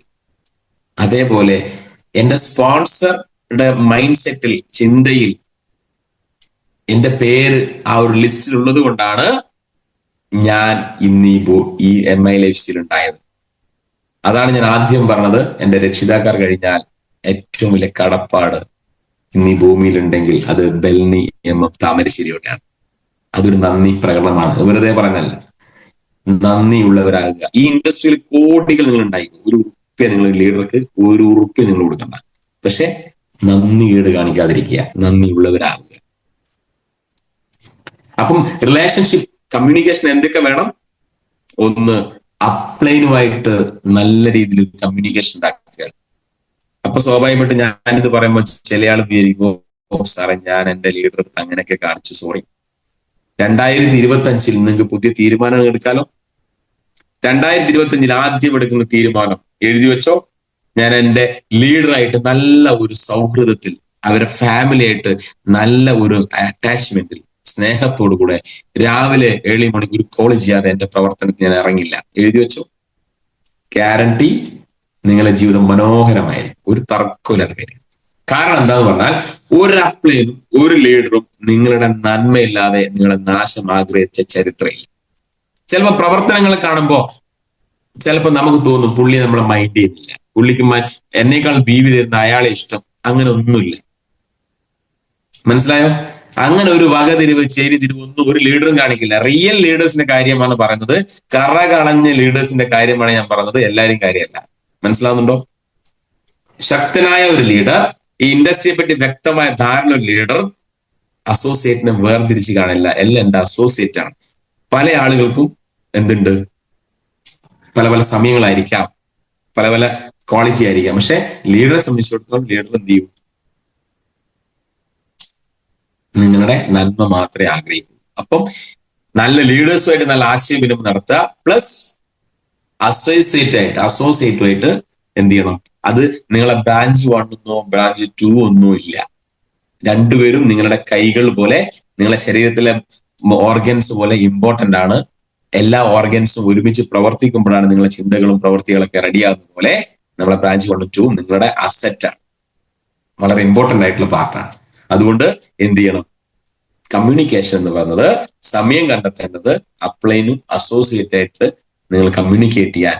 നിങ്ങളെ ടീമുമായിട്ട് കമ്മ്യൂണിക്കേറ്റ് ചെയ്യുമ്പോൾ ABC കോണ്ടാക്ട് എന്ന് പറയുന്ന ട്രെയിനിങ്ങിൽ പറയുന്ന മെത്തേഡ് ഉപയോഗിച്ചുകൊണ്ട് നിങ്ങൾ കോണ്ടാക്ട് ചെയ്യും. ക്ലിയർ? ലീഡറോട് സംസാരിക്കാൻ നിങ്ങൾ കോണ്ടാക്ട് ചെയ്യാൻ ഒരു മാനദണ്ഡമില്ല. എപ്പോ വേണേ വിളിച്ചോ, അയാൾ എപ്പോഴാണോ ഫോൺ ഓൺ ചെയ്യുന്നത് അവർക്ക് നിങ്ങൾക്ക് വിളിക്കാം. വെറുതെ വിളിച്ച് കത്തി വെക്കാനല്ല, കാര്യങ്ങൾ എന്താണോ വേണ്ടത് അത് നിങ്ങൾ പറഞ്ഞ് സൗഹൃദ സംഭാഷണത്തിന് വിളിക്കാം, രണ്ടാമത് ആവശ്യത്തിന് വിളിക്കാം. ക്ലിയർ? അപ്പൊ എന്തായാലും ഈ 2025 എന്തായാലും ശക്തമായ തീരുമാനങ്ങൾ എടുത്ത് പോകുന്ന എല്ലാ ആളുകൾക്കും ആ തീരുമാനങ്ങളിൽ നിന്ന് വ്യതിചലിച്ചു പോവാതെ, എഴുതി വെച്ച സ്വപ്നങ്ങൾ സാക്ഷാത്കരിക്കുന്നവരെ മരിച്ച് പണിയെടുക്കാൻ വേണ്ടി നിങ്ങൾ എല്ലാവരും ശ്രമിക്കുക. നിങ്ങളെല്ലാവർക്കും വിജയിക്കാൻ എല്ലാവർക്കും സാധിക്കട്ടെ എന്ന് മാത്രം പ്രാർത്ഥിച്ചുകൊണ്ട് ഇന്നത്തെ എൻ്റെ ഒരു ചെറിയൊരു എക്സ്പീരിയൻസ്, ഇന്ന് ഈ ബിസിനസ്സിൽ ഞാൻ റീജിയണൽ ടീം കോർഡിനേറ്റർ ആണ്. എന്തായാലും അടുത്ത നിയർലി നാഷണൽ ടീം കോർഡിനേറ്റർ എന്ന ലെവലിലേക്ക് മാറാൻ പോകുന്നു. എന്തായാലും നിങ്ങൾ എല്ലാവരും പ്രാർത്ഥിക്കുക. നിങ്ങളുടെ ജീവിതത്തിൽ വലിയ വിജയങ്ങൾ ഉണ്ടാകുന്ന പോലെ എന്റെയും വിജയത്തിന് വേണ്ടി നിങ്ങൾ പ്രാർത്ഥിക്കുക.